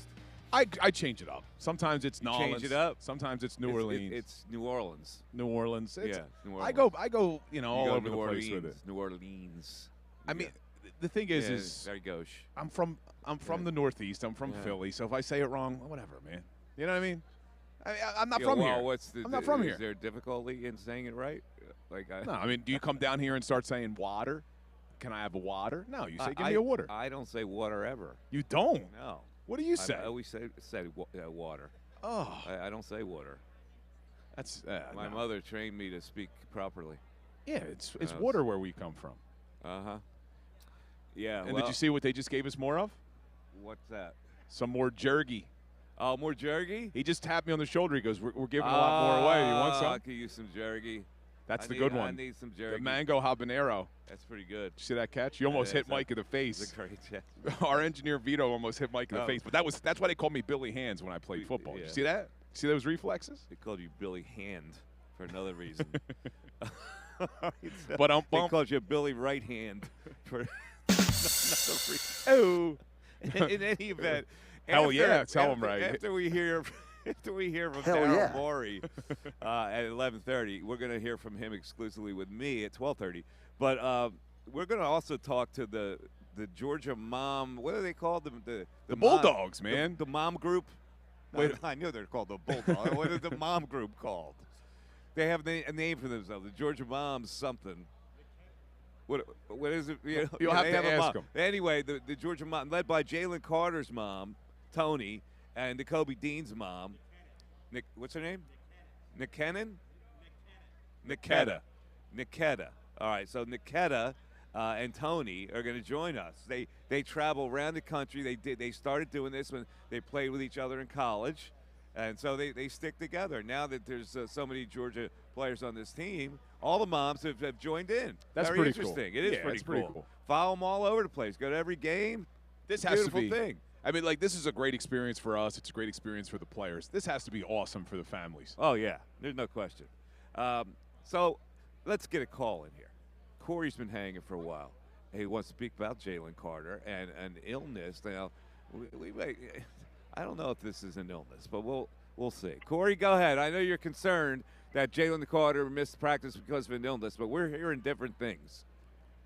Hey, what's going on, Mike and Bill? Love the show. How you doing? I travel a lot. I'm doing well, man. I travel a lot. I work in medical device sales, so I listen to you guys a lot. Big fan. I wouldn't say I'm concerned, but it's a little weird because a lot of people up in the Philly area have been getting norovirus, and the thing about norovirus is you're really sick for 2 days, but then it goes through you pretty quick. But I mean, I saw pictures of him yesterday, so I think he's going to be fine. The thing I'm actually concerned about, though, is it's spreading to someone else, and then the day of the game, they actually get sick that day. But I'm kind of grasping at straws. I feel like before any big game, I have something. Well, concerning. we have some information. We are told that it really isn't an illness. Oh, really? No, that was a. Some people were getting that feeling that maybe, they were talking about on the morning show, and John said he had a feeling that maybe there was a conspiracy theory. They were trying to keep some people away from the media. I don't know. That hasn't been confirmed, but that could be it. Where could be a ruse. Yeah, especially if he's now a full participant in practice. It just seems like, all right, well, maybe he is okay. So this could have been something where the Eagles just decided to keep him away from the media. I don't know, but that was something they talked about this morning as well. So I think he's going to be fine. Yeah. So listen, I don't think that is even going to be a factor. To be honest, from what we're being told, the other circumstances, you would think that other players would be sick if he was sick. Well, Nolan Smith apparently was wearing a mask last week in the locker room. He wasn't feeling well. I think I heard someone say Quinyon Mitchell may have laryngitis. Vic Fangio was a little bit under the weather. So it's something to monitor, but I don't know if it's going to be that big of a deal. Let's hope. Okay. Let's hope. Look, we're going to have Jalen Carter's mom. We'll ask him. We'll ask her. How's he feeling? She's going to. Moms aren't going to lie to us. Well, right? I'm sure she probably gave him flat ginger ale, right? Yeah. She's probably nursed him back to health. Yeah. It's always flat ginger ale. Yeah. Really, it has to be flat to help you? That's what my grandmom always did. She would leave it on the nightstand, let it get Really? flat, and then I didn't never realize that. I always liked this. I always use this Barkley. All right, Morey's at the podium apparently. All right, here's Daryl Morey, the Sixers general manager, at the podium. Given us a lot of great minutes and became fan favorites pretty quickly. But we really love what we've added. Primarily, obviously, Quentin Grimes was a key addition. We love his fit with Tyrese. His ability to hit shots, his ability to be the primary defender of the guards on the perimeter. Jared we see as someone who can really help us down the road as well. He's still in the early stages of his career.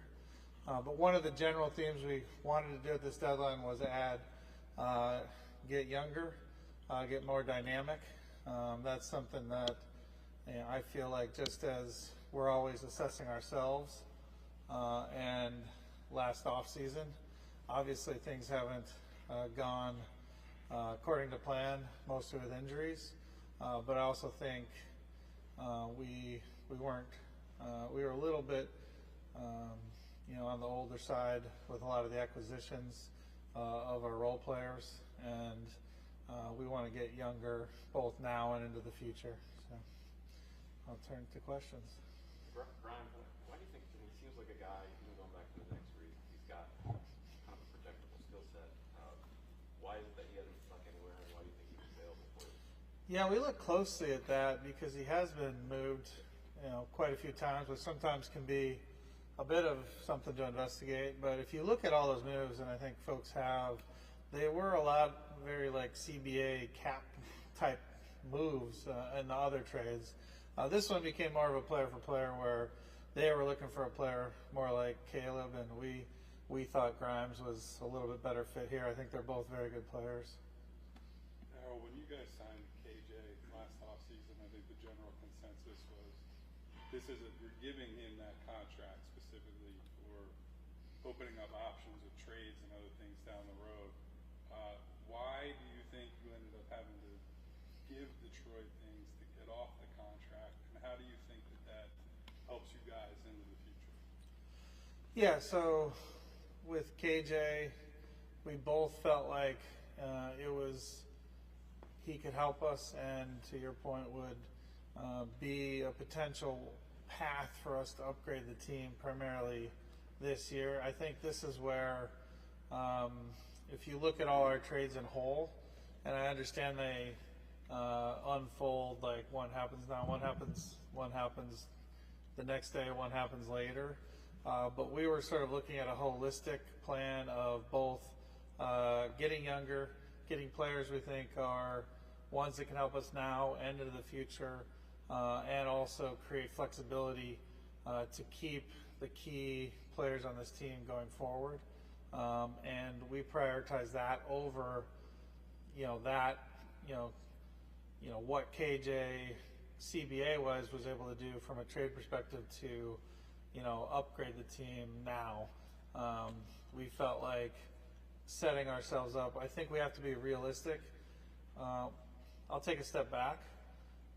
This has been a disappointing year, and primarily injuries. I think Nick, Tyrese, I would say those two primarily, but then the rest of the roster as well, have kept us in the spot where we can fight for the playoffs, and our goal is to fight with the playoffs. We had a plan going to this year, and I think Mike Tyson said it well. Those plans are, your plans are really good till you get punched in the face, and we've really been punched in the face by injuries this year. We've lost the most star games. We've lost the most wins. You can measure it a whole bunch of different ways, but the coaching staff, Nick, Tyrese, the whole roster, but I'm calling out those two in particular, have kept us in position. The new structure of the playoffs, I think, was really built for us this year, which is we're going to have most likely all three guys tonight. That'll be hopefully our 8th game where they're together and they actually finish the game together.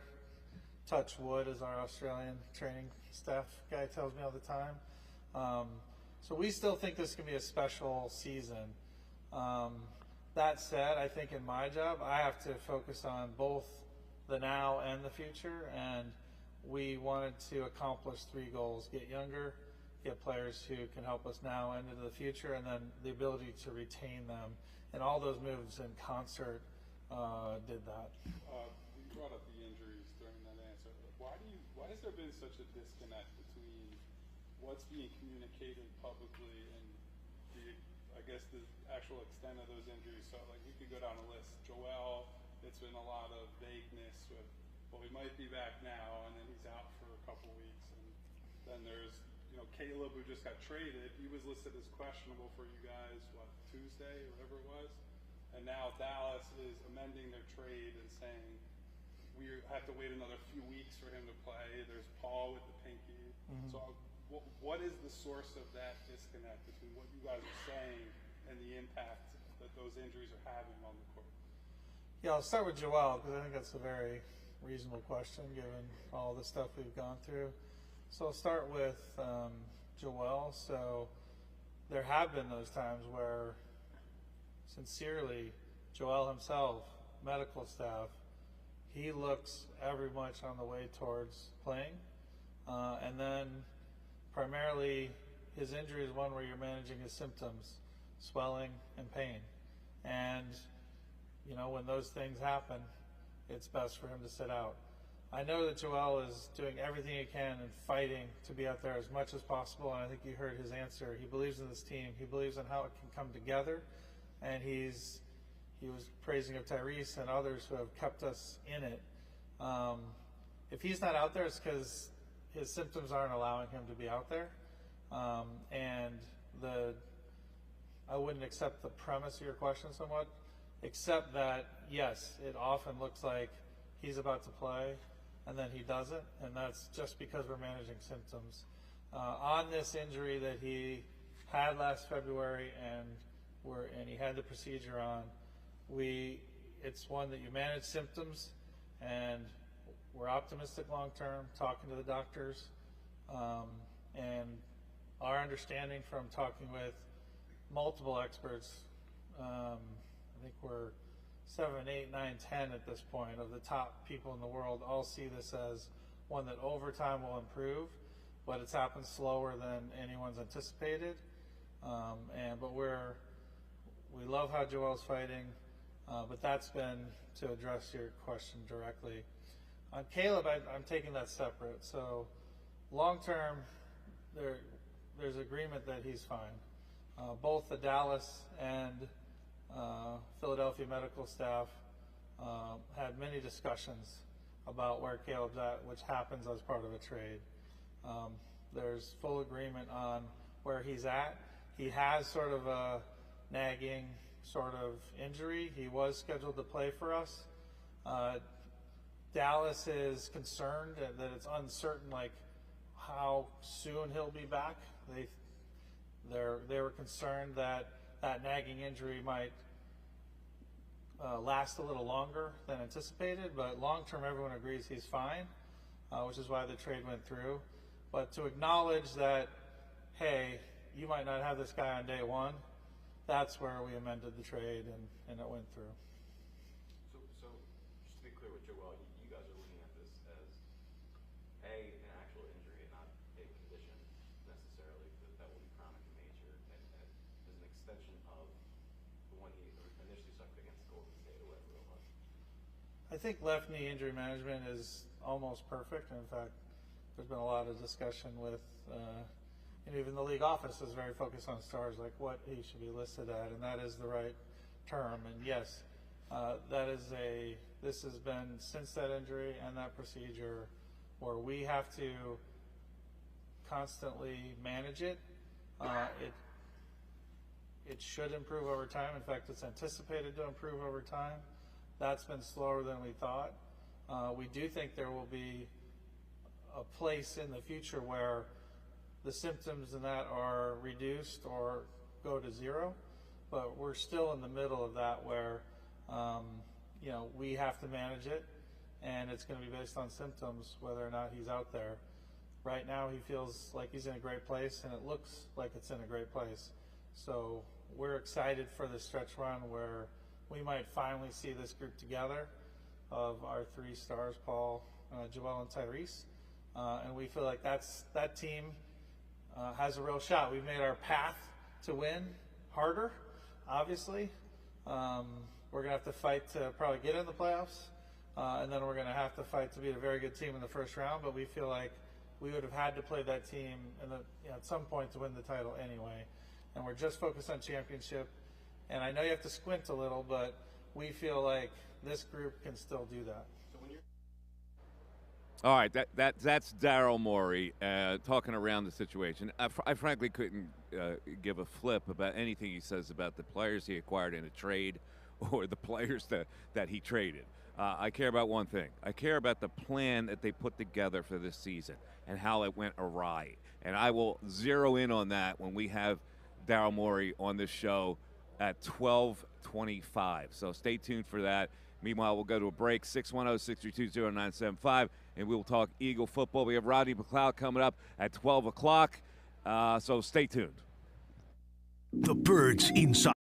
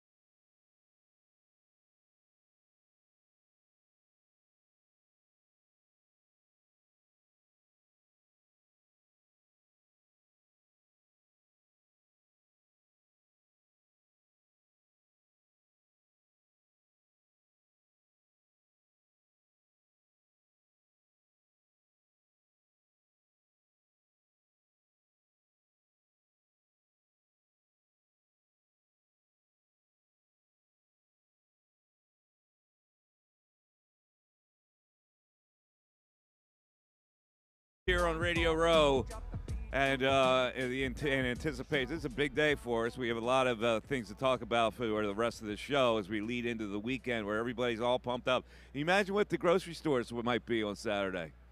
Grocery store people loading up on wings, a lot of wings. I'm guaranteeing you wings will sell out in every grocery store. You think, wings. Wings. I might even lay out some wings. Now you'll be working. Tell the people what you'll be doing on Sunday. Yeah, so I'll be down on South Street at Patty Wax hosting the pregame show with Andrew and Connor starting at 2 o'clock, leading you all the way up to kickoff. It's presented by FanDuel, official sportsbook partner of Super Bowl 59. Make every moment more with FanDuel. But, yeah, that should be fun. Get down to Patty Wax on Sunday. But my wife will have a nice spread for us when we get back. I was going to say just the two of us, but no, we got the little one now. I don't. It's just your other kid's going to be there. Nah, my other. No? This isn't my weekend. So we do every other weekend. Okay, so it'd be you and the wife and the lovely Bianca. The lovely Bianca. We'll be watching the Super Bowl at the mansion, the Garofalo, the Colarulo mansion. Yes, the Colarulo mansion. And then Melina and Leo, my other kids, aren't with me on Sunday, but. They may. I got to figure out what I'm going to do with them because if they win, I know they're going to want to go to the parade. So we're going to have to figure all that out. But we'll talk about the parade hopefully Monday. All right. Do you have another little tidbit from the yellow pad that you would like to share with the people? Sure. So let's talk about one where I was completely wrong about it. I don't mind admitting when I'm wrong, and that was Nolan Smith. I was excited about Nolan Smith coming out of Georgia when they drafted him, and I gave up on him too early. After his rookie campaign, he's come on strong. He had 6.5 sacks this season, 4 in the playoffs, which is a franchise record for the most in a single playoffs. He's going up against right tackle Jawan Taylor, who's allowed 7 sacks this season. I know what you talked about earlier. Doesn't seem to bother Mahomes when you get pressure. Well, sacks certainly seem to bother Mahomes. It's just whether or not you can get him down to the ground. Well, I believe that matchup right there, watch Nolan Smith against the right tackle Jawan Taylor. Nolan Smith has been an absolute beast, and I expect it to continue in 48 hours. All right. I like it. The yellow pad speaks. Let's go back to the phones. We got James in New Jersey. James, you're on 97.5 The Fanatic. What's up, James? How you doing, Mr. Mike? How you doing? Good, buddy. How are you? Great. First off, you guys have the nicest producers. They always keep checking in to tell you exactly where you are online, so shout out to them on this busy day. Who's back there today? Who do we have back there? Austin. Yeah, Austin's back there. Just shout out to them because super nice. Austin's got a LeBron beard. It's sharp, it's trimmed. It looks good. That's awesome. Look, I was channeling my inner Mr. Mike logic, and this is what I was coming out with. Now, Patrick Mahomes is more than capable of doing his miraculous plays, and that's the only thing that really concerns us about them. But our Eagles team is all around dangerous, and from the defense to the offense, and all around you're worried about this person, you're worried about that person, you're worried about this position. You're not really so worried about that when it comes to Kansas City, and that's why I think the defense will limit the miraculous plays from Patrick Mahomes, and the offense will score enough, which is why, in the end, I think we'll be ahead, unless Sirianni does something like Jerry Seinfeld and I choose not to run. I don't see why we're not ahead. What you're saying there, Bill's not a Seinfeld man, but I got it. I know what you're doing. Unless something goes crazy, I don't see why we're not on top in the end. Okay. All right, I like it, man. What's your prediction for your score? I was thinking 26-23 us, and then maybe we squeak out another score, and that's why people are thinking the double digits. But I'm really thinking more 26-23 us. All right, buddy. You got it. All right, go Birds. 23. It's a close one. That's where I think that score is going to hover. I really do. And the more I think about it, somehow 24-23 is popping in my head. Now, that score makes sense to me because that means the Chiefs will have to kick a lot of field goals. Now I'm going to ask you something. Now, this is a tough question. Yeah. If you're predicting a close game like that, 24-23, it means that one of two possible scenarios happen at the end of the game. Either the Eagles are down and the offense has to go on a maybe a final drive to score and win it, or the Eagles are up and the defense has to stop Patrick Mahomes. So who does Mike Missanelli trust more in the final minutes to win this game? Do you trust the offense more, or do you trust the defense more in the final minutes to win Super Bowl 59? For the Eagles? For the Eagles. I think the Eagles will have a lead in the game. So the defense will have to stop Patrick Mahomes. Yes. I think the game will be 24-23 for a while in the fourth quarter. And I think the defense is what wins the game. All right, so that means we're going to be on the edge of our seats. If your prediction comes true, that last fourth quarter is going to be the entire Delaware Valley is going to have a heart attack. I agree, and it comes down to what I think is the defense stopping Patrick Mahomes to win the game. That's what I see. I guess there is a third scenario I was just going through in my head, and that is Eagles are up 24-23. They get the ball back, and they go on one of those phenomenal 7-8 minute drives on offense where they just run and run and run, and then we get to go in the victory formation and see Jalen Hurts take the knee. So that's also a possibility. All right. I like that. By the way, I just brought up LeBron James's beard. Did you see what he did last night? No, I did not. You did not? The Lakers beat the Golden State Warriors last night, 120-112. LeBron James played 38 minutes, 42 points, 18 rebounds, 8 assists. Oh, my God. At age 40. Yeah, he's a freak of nature. Seriously. Now, think about that. That might be one of the most magnificent, if not the most magnificent athletic performance ever. For the age, that's like Usain Bolt winning a 100-meter dash at age 40. Yeah, he's impressive, man. That's why I wish that the Sixers could have got him, but I know there was no chance of that happening. So Luka did not play last night. He was in uniform, but he did not play. We'll see how that all goes with him and Luka. I think LeBron's presence is going to help Luka for sure. With his work ethic, you talk about what he does at 40. Not that we want anything to do with the LeBron or the Lakers, not that I care. But I'm looking at the numbers that he put up last night. I'm going, you got to be freaking kidding me.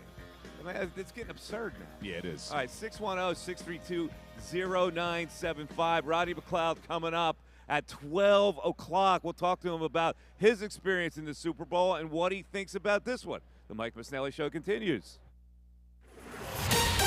Fanatic Sports Update. 2 days away. I'm Ray Dunn. This update is brought to you by FanDuel Sportsbook. Make every moment more with FanDuel. Go to FanDuel.com/Fanatic. We are 2 days away from the Eagles and Chiefs battling out in New Orleans in Super Bowl 59 as Mike and Bill continue to broadcast from Radio Row. We had Super Bowl 52 champ Torrey Smith on yesterday. Talked about all the ways this Eagles team can beat you. Running the ball builds one person's confidence more than everyone else, and that's Jalen Hurts. That's not saying Jalen Hurts isn't capable. Jalen Hurts is 1,000% capable of being the guy and being the reason why this team wins the game. However, Howie Roseman has done an amazing job building a roster to whereas it doesn't have to be that way. You can play balanced football. Coming up, we'll talk to Super Bowl 52 champion Rodney McLeod, as well as Mike Garafolo and Tim McManus about the Super Bowl. Looking at the Birds Thursday injury report, Devontae Smith, Brandon Graham, and Nick Gates all listed as limited participants in practice. Elsewhere on the Philly sports scene, you heard a little bit from Daryl Morey's presser earlier on. We're going to get a chance to talk with him at 12:25 following the 3 trades he made this week, and of course following what has been a brutal stretch this season for the 76ers. They're back in action tonight in Detroit at 7:30. This update's also brought to you by Indeed.com. You just realized your business needed to hire someone yesterday. How can you find amazing candidates fast? Easy. Just use Indeed. Start Indeed.com/credit. I'm Ray Dunn, the home of the 76ers and the Flyers. 97.5 The Fanatic and 97.5thefanatic.com. John Kincade. The Eagles are the better team, and no one can argue if they're going to go factually, groups by groups. He has a lot to say about the NFC champs. If you want to talk head coach, Andy Reid gets the edge. If you're going to talk quarterback, yes, Patrick Mahomes gets the edge. But if you're telling me that you can go other groups and say, oh man, well the Chiefs are definitely better here, you're stretching. Hear John with Andrew Salciunas weekday morning 6 to 10. 97.5 The Fanatic and 97.5thefanatic.com. Hey guys, was your lawn not as green or as lush as you wanted it to be this past summer? How about the weeds? Were they up to your ankles? Why don't you call the experts now and get it right in time for spring? My friends at Moyer Indoor Outdoor Services make house calls right now in the winter, so you're going to have a green, lush lawn in the spring and summer. And that's when you really need it. And you know Moyer, you've heard of them before. Family owned and operated, taking care of our homes for over 150 years. And thanks to Moyer, I don't have to worry about inside pests looking to escape the cold, because Moyer's pest services take care of the mice, the cockroaches, silverfish, beetles, and others. Believe me, I don't even know what silverfish are. I thought they swam. I recommend you do what we did. Give Moyer Indoor-Outdoor a call. They'll give you a free assessment and estimate, and you'll be on your way to a beautiful green lawn. It'll be healthy and beautiful in the spring, and a pest-free home with a 100% satisfaction guarantee. Visit eMoyer.com. That's eMoyer.com. Trusted by the Kincade and Salciunas family. Hey, it's Ricky Bo. In Philly, we love our home sports teams. That's why when anything happens to your home, you must go with the home team. For over 26 years, McLean Bros have been your local experts, taking care of everything from plumbing and electrical to HVAC and full home remodeling projects. Whether it's a leaky pipe, a broken AC, electrical upgrades, or that dream kitchen remodel, McLean Bros has got you covered. Their huge fleet of fully equipped trucks are ready to roll, day or night, to handle any emergency. For a quarter century, they've been serving Philadelphia families just like yours, delivering fast, efficient service that will be done by employees who are knowledgeable, polite, and neat. McLean treats you and your home with respect. It's why they have such amazing customer ratings. Visit their website at McLeanBros.com. That's McClainBros.com. The home team you trust, the service you deserve, because your home deserves the best. Call now, 215-788-0803, or go to McLeanBros.com. Texting privacy policy and terms and conditions posted at textplan.us. Texting enrolls for recurring automated text marketing messages. Message and data rates may apply. Reply stop, opt out. Consult a doctor prior to use. Looking to get doctor-prescribed medication like Ozempic or Wegovy? Zelty can help you get GLP-1 medications affordably, whether you have insurance and even if you don't, and 100% online. It's simple. Just text coverage to 200-300 to get started. Zelty can help you get Ozempic, Wegovy, or Zepbound covered by your insurance company, so you pay as little as $0 for the medication if prescribed. No insurance? No problem. Zelty can ship semaglutide or tirzepatide, the active ingredients in Ozempic and Zepbound, for as little as $151 a month versus $1,000.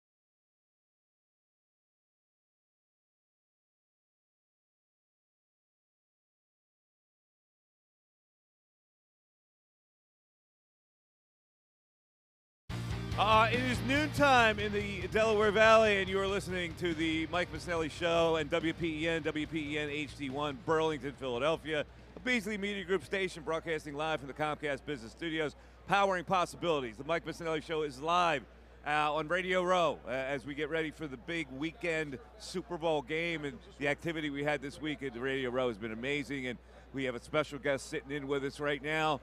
Of course, Rodney McLeod, and he's rocking a Super Bowl ring today.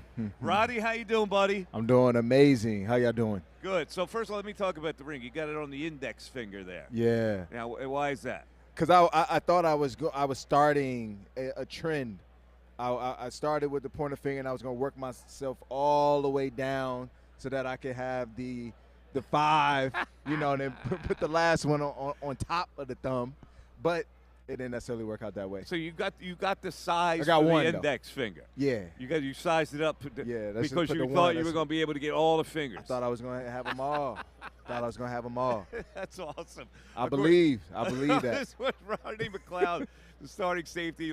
Malcolm Jenkins was what a safety lineup. The Eagles win the Super Bowl in 2017. So Rodney, take me back to that moment when you saw how Philadelphia erupted. Now here they are with another chance within an 8-year period to grab another Super Bowl win. What's your recollection of what happened that year? Recollection, finished the champion when everybody said that we couldn't do it. We wouldn't. A lot of doubters that we silenced. And really, when you think of that year, you think of the adversity that we had to overcome, and what it took. It took a belief system. It took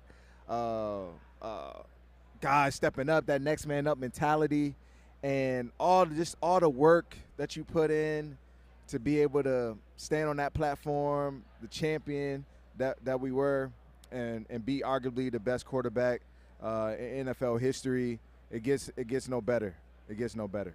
Let's go back to the season where and everybody felt the same pain, and I wonder how you felt as a player. Your quarterback goes down, and he's en route to an MVP type of season.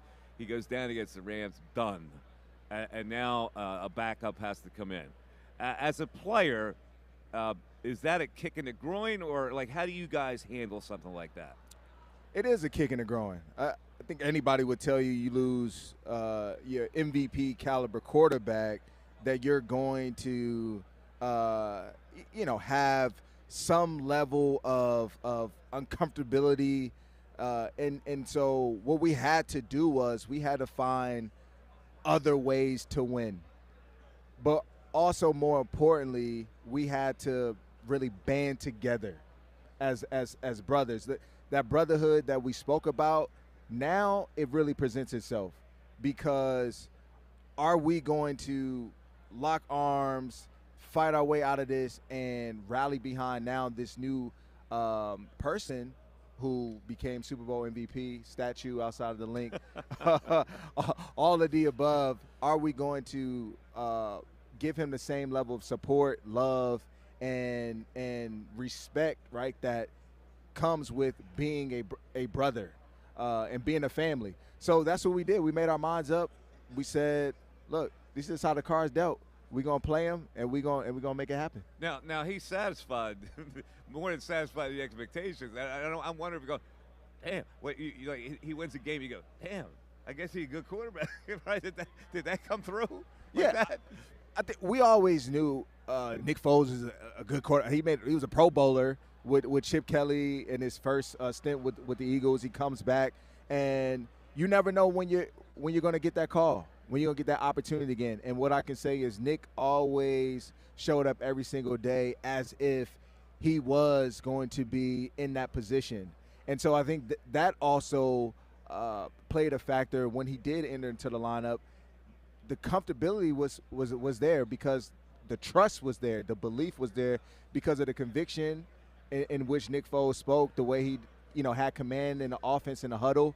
From my observation, it gave like a center of calmness to everyone that we're actually fine.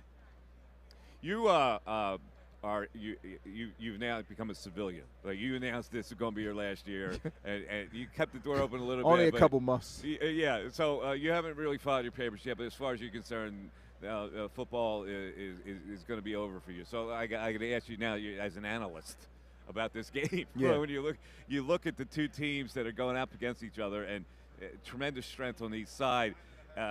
But as good as a defense as the Eagles have, they still got that magic man on the other side, and you've been seeing him for a lot of years. So talk to me about how the Eagles can win this game with that guy playing quarterback. Eagles win, in my eyes, by don't allowing Kansas City to take advantage of space.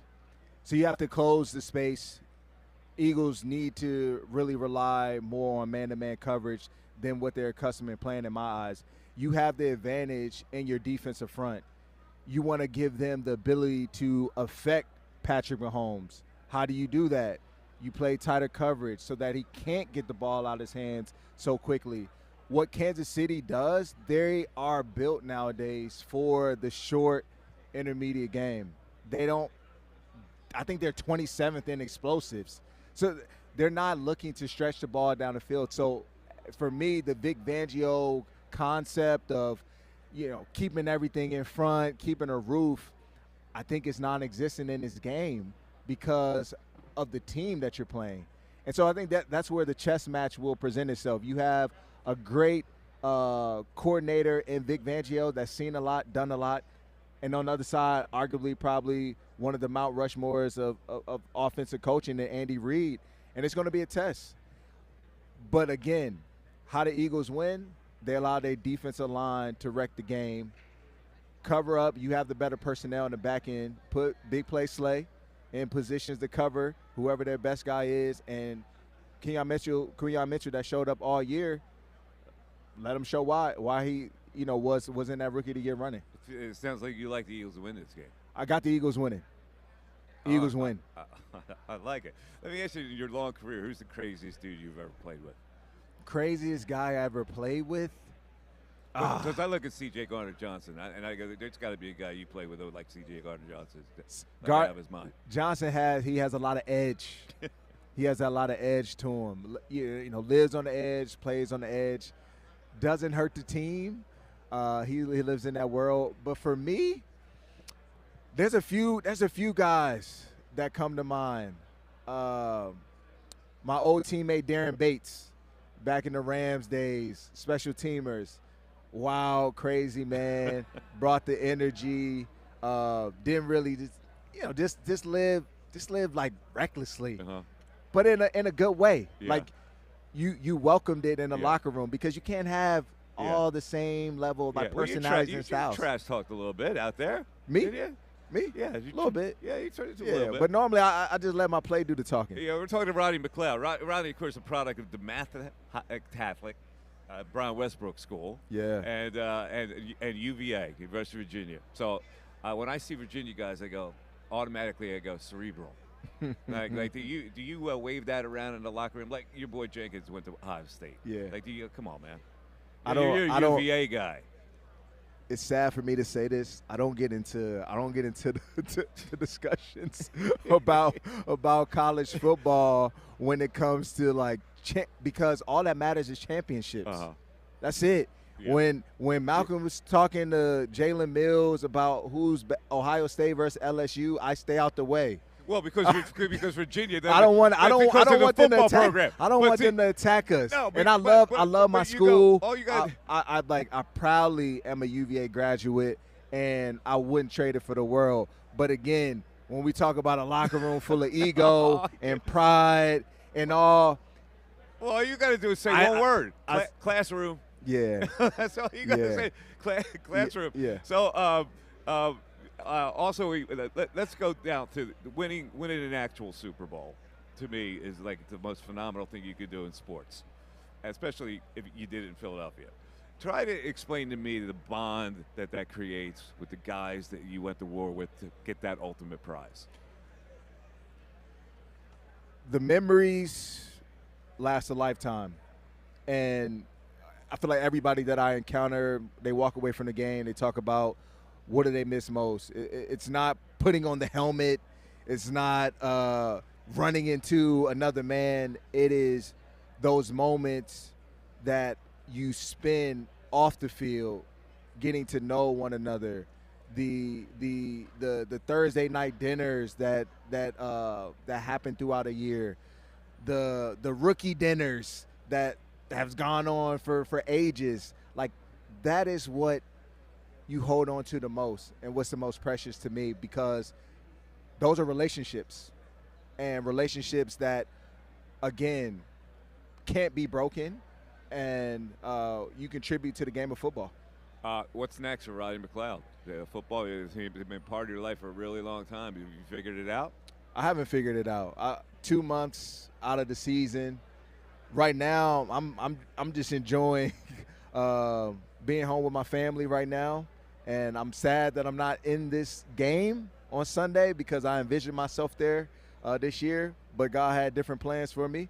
I'm accepting of it, and I'm figuring out going forward how I want to contribute to the game. Yeah, you were supposed to be back here this year. What went on? Contracts? Came up short. Yeah. Came up short.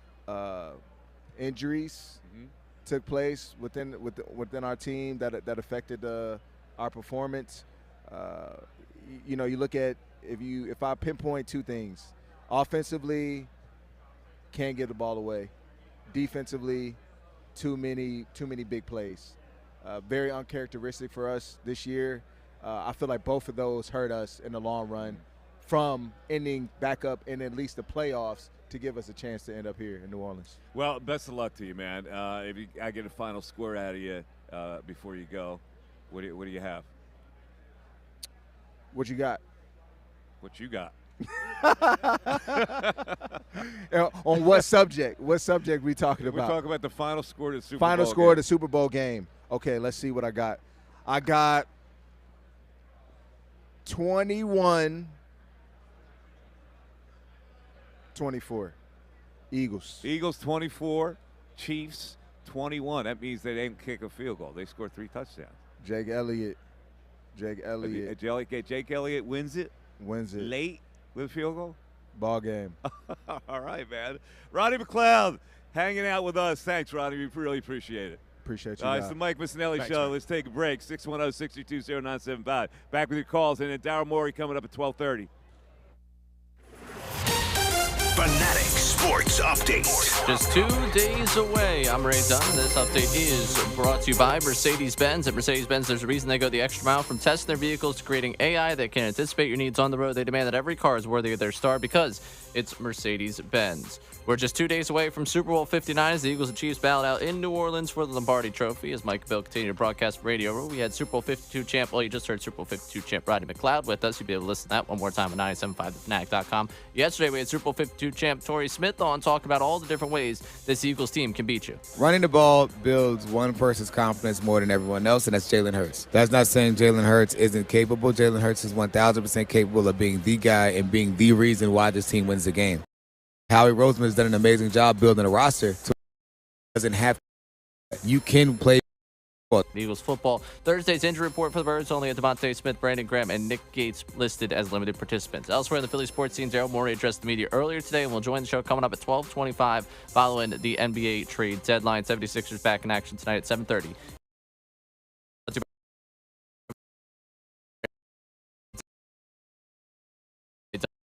Sixers and the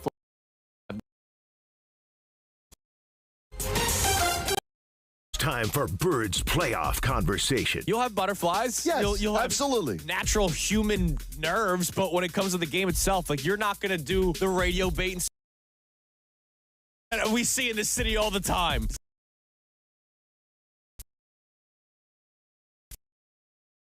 Not only will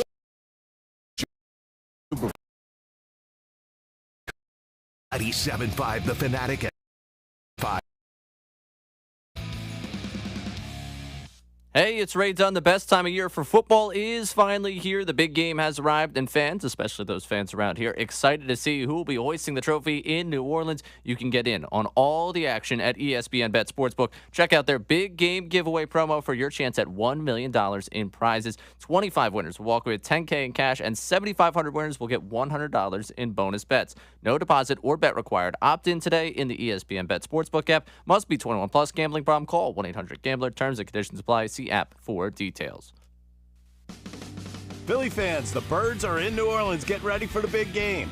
But do you have everything you need for this Sunday? Get game day ready with fine wine and good spirits. They've got team-themed spirits and cocktails to kick off the celebrations, like Bird Gang Vodka, Bird Gang Bourbon, or Grand Coramino Tequila from Philly's own Kevin Hart. I've already got my lineup planned, the Swoop Special and Kevin's Screamin' Eagle. Cocktail recipes straight off FWGS.com. At Tompkins Community Bank, business as usual becomes business accomplished with personal advice that helps you achieve big dreams. It's business accelerated with powerful banking solutions and fast, effective answers. And business amazing with cash management solutions that help you manage your growing success. Don't choose business as usual. Choose powerful and personal and the best banking relationship you'll ever have. Tompkins, your bank of choice. TompkinsBank.com. Member FDIC, Equal Housing Lender. Nothing brings families together like a world-famous tomato pie from Corpalese Bakery and Deli. 4 generations of pride go into everything on the Corpalese menu, including hand-carved deli meats and cheeses, freshly baked breads, rolls, cookies and pies, hoagies and party trays, specialty cakes and stromboli. Go back to a better time at Corpalese Bakery and Deli in Norristown, Audubon, and Limerick. Want to join the Corpalese family? Apply today at corpalesebakery.com. Texting privacy policy and terms and conditions posted at textplan.us. Texting rules for recurring automated text marketing messages. Message and data rates may apply. Reply stop, opt out. Consult a doctor prior to use. Wow, you look amazing. What have you been doing? I'm sure you've heard of Ozempic, Wegovy, and the other GLP-1 medications, right? Well, I found this great company called Zelfie. If you qualify, their providers can prescribe medications like Ozempic and Wegovy and other GLP-1 medications that are 80 to 90% less expensive, all 100% online. I can get GLP-1 medications for 80 to 90% less and do it all online? No doctor's office or pharmacy? Yes, Zelfie can provide semaglutide or tirzepatide, the active ingredients in Ozempic and other expensive GLP-1s, but for 80 to 90% less and shipped directly to your door. How do I get started with Zelfie? Just send them a text. Text CORE to 200-300 to get started today with Zelfie. Get the same active ingredients in Wegovy or Ozempic, but for 80 to 90% less and 100% online. Don't wait. Text CORE to 200-300 right now for a link to your exclusive offer. Text CORE to 200-300. That's CORE to 200-300. CORE to 200-300. Texting privacy policy and terms and conditions posted at textplan.us. Texting rules for recurring automated text marketing messages. Message and data rates may apply. Reply stop, opt out. Consult a doctor prior to use. Looking to get doctor-prescribed medication like Ozempic or Wegovy? Zelfie can help you get GLP-1 medications affordably, whether you have insurance and even if you don't, and 100% online. It's simple. Just text coverage to 200-300 to get started. Zelfie can help you get Ozempic, Wegovy, or Zepbound covered by your insurance company, so you pay as little as $0 for the medication if prescribed. No insurance? No problem. Zelfie can ship semaglutide or tirzepatide, the active ingredients in Ozempic and Zepbound, for as little as $151 a month versus $1,000 plus for name brand medications. Either way, it's high quality medical care, weight loss coaching, and access to game-changing medications, all 100% online with Zelfie and affordable with or without insurance. So don't wait. Text coverage to 200-300 to get started today on your weight loss journey with Zelfie. Text now for a link to your exclusive offer. Text coverage to 200-300. That's coverage to 200-300. Text coverage to 200-300. Why choose a Sleep Number smart bed? Can I make my side softer? Can I make my side firmer? Can we sleep cooler? Sleep Number does that. Cools up to 8 times faster and lets you choose your ideal comfort on either side. Your Sleep Number setting. And now save 50% on the new Sleep Number limited edition smart bed. Plus free home delivery when you add a base. Ends Monday. Exclusively at a Sleep Number store near you. Learn more at sleepnumber.com. Accomplishing goals is hard. But when your goal is to learn a new language, Babbel makes it easy. Babbel is designed with you in mind. From expert-created lessons to conversational video units and even live classes, you can personalize your Babbel experience to be exactly what you need to really learn a new language more easily. Go ahead, set a goal for yourself. Accomplish it with Babbel. Try Babbel for free. Go to BABBEL.com. That's Babbel.com. This is Len Lundy. And I'm Jordan Lundy of Lundy Law. My dad and I hope we'll never meet you because of a slip and fall accident. But if we do, we're here for you. Remember our name, Lundy Law. Your injury lawyers. Visit LundyLaw.com. Don't miss the Eagle Arms Gun Show coming to the Greater Philadelphia Expo Center now through Sunday only. Shop 2,000 tables full of guns, knives, ammo, tactical gear, and more. Visit EagleShows.com. Hey guys, Andrew. Make Super Bowl week play more exciting with FanDuel Sportsbook partnership with Valley Forge and feel the thrill of every moment with bets like Saquon Barkley to record 25-plus rushing yards in each quarter. Place a $5 bet, win $200 in bonus bets. Download the app or head to FanDuel.com/Fanatic. FanDuel, the official partner of Super Bowl 59. 21 plus and present in Pennsylvania. First online real money wager only. $5 first deposit required. Bonus issued as non-withdrawable bonus bets which expire 7 days after receipt. Restrictions apply. See terms at sportsbook.fanduel.com. Gambling problem? Call 1-800-GAMBLER. Hey, it's Mike Missanelli. You know, if you're looking for a new car, I've been telling you about the great dealerships of Gateway Kia. There's one in Warrington. There's one in Quakertown. Whichever is closest to you, you owe yourself to visit. How about tomorrow? Saturday, a great time to shop for cars. They've got more than 400 vehicles in stock at Gateway Kia, including a huge selection of the great SUV called the Telluride. It's the one I'm driving right now from Gateway Kia. In fact, I drove Bill to the airport in my Telluride. He said, this car's fantastic. And it's packed with top-notch tech, built-in Wi-Fi. It drives smooth. It's powerful. Gateway Kia, family-owned and operated for more than 20 years. And if you've shopped at car dealerships, you know it's always more comfortable to shop at a family dealership because they want to make you part of their whole family. They want to sell you a car. They want to sell your children a car, your grandchildren a car when it's available. And so they'll go the extra mile to satisfy you as a customer. 10-year, 100,000-mile warranty on the Kia, and loaner cars available for service anytime you need it. So whether you're in Warrington or Quakertown, stop by Gateway Kia today. Check out their unbeatable selection, and when you get in there, you tell them, Mike Missanelli sent me. The real and inside story on Philly sports is here, and it's powered by Lundy Law, your injury lawyers. Visit LundyLaw.com. That's LundyLaw.com. 97.5 The Fanatic and 97.5thefanatic.com. Coverage of the big game in the Big Easy is brought to you by FanDuel Sportsbook. Make every moment more with FanDuel. Also brought to you by TrueMark Financial Credit Union. Visit TrueMark.com or one of 24 local branches to learn more. The Mike Missanelli Show with Bill Colarulo continues from Radio Row in New Orleans on 97.5 The Fanatic and 97.5thefanatic.com. All right, it's the Mike Missanelli Show. It's 12:23. The show is at Radio Row in New Orleans. Hope you've enjoyed our broadcast here. It's been a very busy time, but a very enjoyable time. You see a bunch of guests that come flying around. And this is the year I've been to several of these. I haven't been to every one of them, but this has been a very active Radio Row with a higher level of celebrity than I've seen in a while. Bill. Yeah, and this is your first time here, so what's been your impression? Well, I mean, as you're saying that, Austin Eckler just walked by. Yeah. When I went to the bathroom, I saw Deion Sanders, Billie Jean King, famous tennis players here, even though Vito had no idea who she was. Well, Mike Vito comes over. He goes, there's a crowd over at an exhibit, and so he runs over to see who it is, and he comes over and he goes, and he looks at his phone, he goes, Billie Jean. And I thought like it was a rapper named Billie Jean. Well, right? the way he described it. He goes, Billie Jean. I said, oh, who's that? He goes, I don't know, some skinny small guy. Yeah, he thought it was the wrong guess. He thought that the old woman was doing the interview, Yeah, but the old woman was Billie Jean. And of course, it was Billie Jean King, maybe the most famous female tennis player of all time. In Vito's defense, he has been working hard the last 3 days. He has, but he's also a younger guy. Like Billie Jean to him means nothing. Like Billie Jean means Michael Jackson song. I took a picture of. I haven't taken a picture of many people here. I took a picture of her, sent it to my mother-in-law. She instantly wrote back, Billie Jean. She's a big tennis fan. So yeah, it was Billie Jean King. But yeah, I saw Jameis Winston's floating around too. Jameis Just ran into him. He's got something going where he's interviewing people. In fact, he was on a trolley or something yesterday, going through the streets of New Orleans. Oh, I saw that. Doing something. Yeah, one of those what the heck he was doing. One of those like bike things that where you wheel people around. I don't know what they call those things. Not a trolley. What do they call those?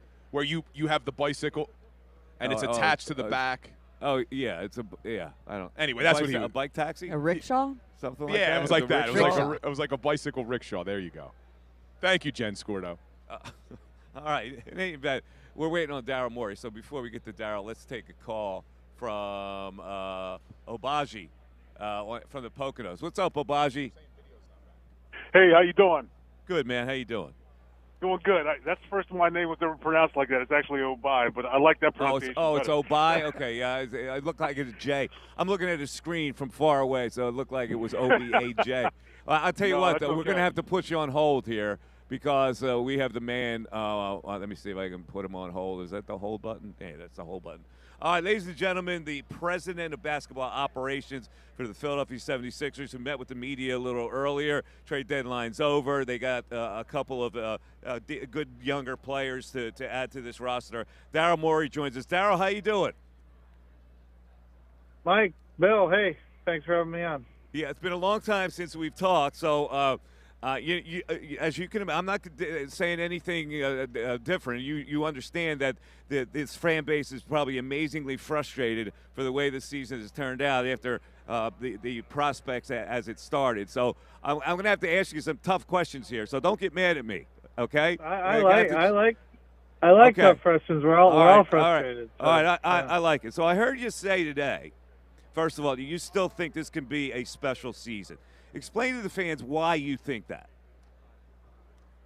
Well, I think when we've had our team together, which has been 7 games where they all finished the game together, we're 6-1.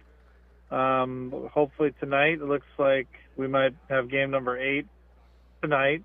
Obviously we've made our path a lot harder, where we're going to have to win a couple games, make the playoffs, and then face a very tough opponent in the first round. But to win the championship, that was an opponent we were going to have to face anyway at some point. So Tyrese Maxey has improved. Paul George, when he plays with the other elite players, has been better. And then Joel Embiid reminded us why he's one of the top few players in the world with a triple-double coming back. And we like the younger, more dynamic group that we have around them right now. All right, so we're presuming that if this team can make a move in the playoffs, that everybody will be able to play together. So you were Jim Mora. You were doing the Jim Mora to me there. No, I'm saying. Playoffs? Well, yeah, because that's what you're thinking. That still could be a special season. Obviously, they get in the playoffs and do something. So, but how do you come to a conclusion that the guys that can't play consecutive games will be able to play consecutive games once the playoffs start? A fair question. We feel like it will be better going forward, similar to when we go back to the beginning. But yeah, we've had a tough injury run. They seem to have compiled on each other. We've missed the most star games to injury. We've missed the most wins to injury. It doesn't matter how you measure it. We've had the most injuries. We're hoping that turns in our favor. And obviously, talking to the medical staff, we feel like it will turn in our favor. Yeah, I want to ask you about the medical staff and the approach coming into this year in a second. But you also said in this press conference a little earlier, you really had a plan, and you have a plan until you get punched in the face, what Mike Tyson says. What was this plan legit, or was it faulty when you look back? Because I looked at it early in the season, and I said maybe this plan is faulty to think that these guys could all be healthy, especially your center, who wasn't ready to start the season. So why did you believe in that plan? Well, I think it's always the question is compared to what. So first, absolutely, we feel like as a front office, we can find the players, the Yabuselis, the Justin Edwards, we can find the Grimes we just traded for. We can find these players who are better fits, and we like to put that pressure on ourselves. What you can't find is a Joel Embiid or a Paul George or a Tyrese Maxey. We absolutely believe in going for the better players, even if they have more of a chance to be out than other players. I think we have experience in Sixerland with having players that are available consistently but aren't quite good enough to win the championship with. I will take the better players who have some higher degree of a chance to be out than less talented players. The NBA history is 60, 70 years long that shows that that's the right way to go. And obviously we've hit the downside. We've hit the low end on injuries this year, but part of it has been positive. Yabusele emerges, Justin Edwards emerges, Jared McCain emerges. Like, he might not have emerged if we had, and so I strongly believe that putting the right role players around Paul, Tyrese, and Joel is a championship core that we can build with. All right, but your anticipation that they're good players, you have to also put in the equation, will they be able to play? And so let's go back to Embiid at the start. 100%, but compared to what? Well, someone who's always available but is materially worse? you won't win the title that way. So we're focused on winning the championship. That requires multiple elite talents, and the only alternative to the path we were on would be to have less talented players who are more available. That will not win you a championship. This one has a chance. Obviously, it has a lot of injury challenges. We've been through that. But it has more of a chance than a team with a bunch of less talented players as your elite guys more available. Okay, I got that. That goes without saying. That's very logical. But you had evidence that they weren't going to be healthy. I mean, I talked to you early in the season about, you bringing in older players. And at age 34, Paul George obviously is a name. But at age 34, is he a guy that you can count on being healthy? And the same with Embiid. When you talk about sticking with that, okay. Paul George has had years where he's been very available. Last year being a good example, and your prior season is your best example, especially with older players lasting longer in the NBA. With Joel Embiid, you have to have a Joel Embiid to win the title. You have to have an elite guy, top 5, top 10 in the league at worst case. So that one, I say for sure you need a Joel Embiid. And then Tyrese, we'll leave him out. He's been fine. He's been very durable, and credit to him and the coaching staff and the young players who have stepped up to keep us afloat, to keep us in the race. And obviously the new changes to the playoffs were really designed for us. We're a team exactly designed for their new system they set up. A team that gets decimated by injuries now still has a chance to play their way in and make a lot of noise in the playoffs. All right, at the start with Embiid, you gave him the extension with the proviso that the medical staff said he'd be fine as long as you can manage it the right way. And you also said the same thing. You believe that, and you said multiple experts in the field said if you manage the symptoms over time, they will improve. Well, it didn't improve for him this year. So do we have a right to think that it's never going to improve, that he's always going to have swelling with his knee, and we've seen the best of him? Very reasonable question. There's still time. I mean, he's back. He feels good. Obviously, we're at the point. I understand the worries and the questions, but we're at sort of, Missouri, the show me state. He's feeling better.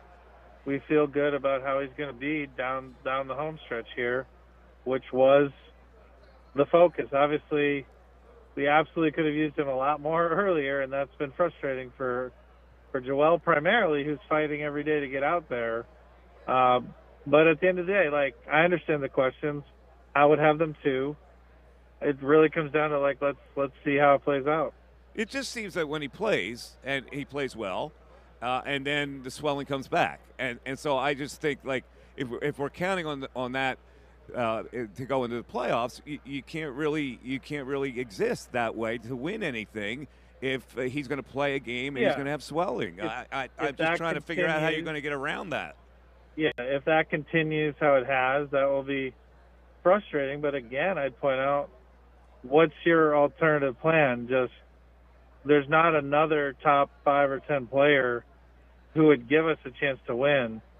So this is our best path. It is the best path for us to win a championship, is to continue to manage Joel, continue to have him on the team as he improves.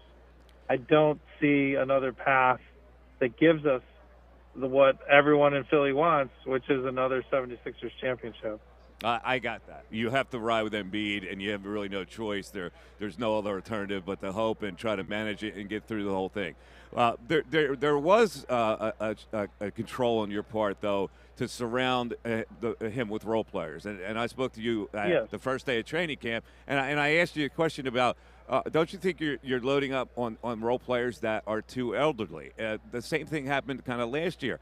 And these older role players really, they set you back a little bit because they couldn't play many games together, and you had to rest them and whatever. Can you admit that you made a mistake relying on older role players? Yeah, I think it's important in my role and our whole front office to be reflective, and I think that is a valid thing that I'll just speak for myself. I got too focused on, we know that older role players generally impact the playoffs more, but what I should have factored in more is these periods where the players are out.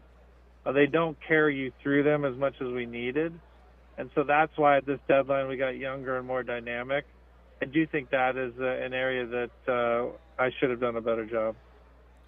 All right, one last question. We're talking to Daryl Morey, and I appreciate you coming on, Daryl. I know it's been a busy day for you. A lot of people say, well, you know, you've given really no consideration to the fan value in coming to watch your games because it's all been let's manage the injuries. Those guys have to sit out. People are paying for tickets where they're not getting the product they paid for. Does that weigh on you as the president of basketball operations at all? It does, absolutely. Those fans reach out to me. I'm pretty public in people's ability to send me messages through social media and stuff like that. So I see that. I talk directly to fans at games. It's tough when our players are questionable, and they truly are questionable, and we think they're likely to play that night, and they don't. That's really tough.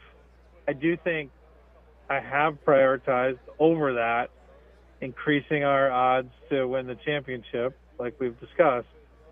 And so I think it's a bit of a trade-off. I don't have an answer for that when they are listed questionable, and it's because they absolutely think they have a good chance to play. And then because of symptoms, he can't play. So I have empathy. I understand it. I think it's extremely hard. I don't have a good solution for that, except things that might lower our chance to win a championship by having different players that aren't, like we mentioned before, who just aren't as good but are more available. I just don't think that's the right path if your focus is winning a title for Philadelphia.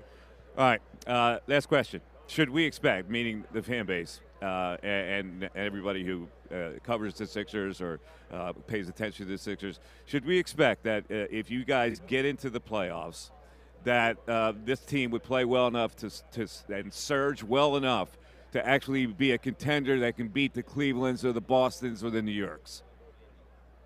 I think Cleveland for sure. We have to respect what they've done. Obviously, we've split games with them, but they took it to us, and they've been a great team. I do think that's very likely our first round opponent if we play our way in. That will be a tough series. I know for a fact if I'm Cleveland, I'm very, very upset if they draw us in the first round. We are one of those teams that has happened recently, can take out a number one seed. And from there? Well, if you can beat the number one seed, I think you have a really good shot to keep going. Okay. Daryl, listen, I appreciate spending some time with us. You got a prediction for the Eagles game on Sunday? I think Eagles win pretty handily. Ooh. Yeah, I just think it's their year. Really, really excited to watch the game. All right. Thanks, Daryl. Best of luck to you. All right. Thanks so much. Appreciate it. There he is, Daryl Morey. Listen. I hear the premise that you have a better chance to win with better players rather than lesser players who can play a lot. But maybe not, because I look around the league and there are a lot of young, energetic players now that are winning in the NBA. Yeah, I mean, I think the simple solution is you find players that can play but play at a high level. Why does it have to be mutually exclusive? Like, I understand what he's saying there. Well, I'd rather have good players than just bad players who can play. Why not find good players that can play? And my fear is, and I get it, in the playoffs maybe you can beat Cleveland, I get it, but again, we're taking liberty with the fact that they're going to be available to play all these games in the playoffs. All right, let's take a break. 610-632-0975. Mike Missanelli Show continues. Hey guys, Andrew Salciunas here, host of Kincade and Salciunas, and I can't wait to be able to talk about my favorite football team playing in the Super Bowl. Are you kidding me? It's going to be a lot of fun, and John and I are going to have a lot of fun and insight for you. We are going to be broadcasting from New Orleans next week. Radio Row, Wednesday, Thursday, Friday, and before we even get down to the Big Easy, we're going to be talking a lot about the Birds to begin the week. A lot of coverage coming your way from Kincade and Salciunas and the rest of the team here on 97.5 The Fanatic and 97.5thefanatic.com.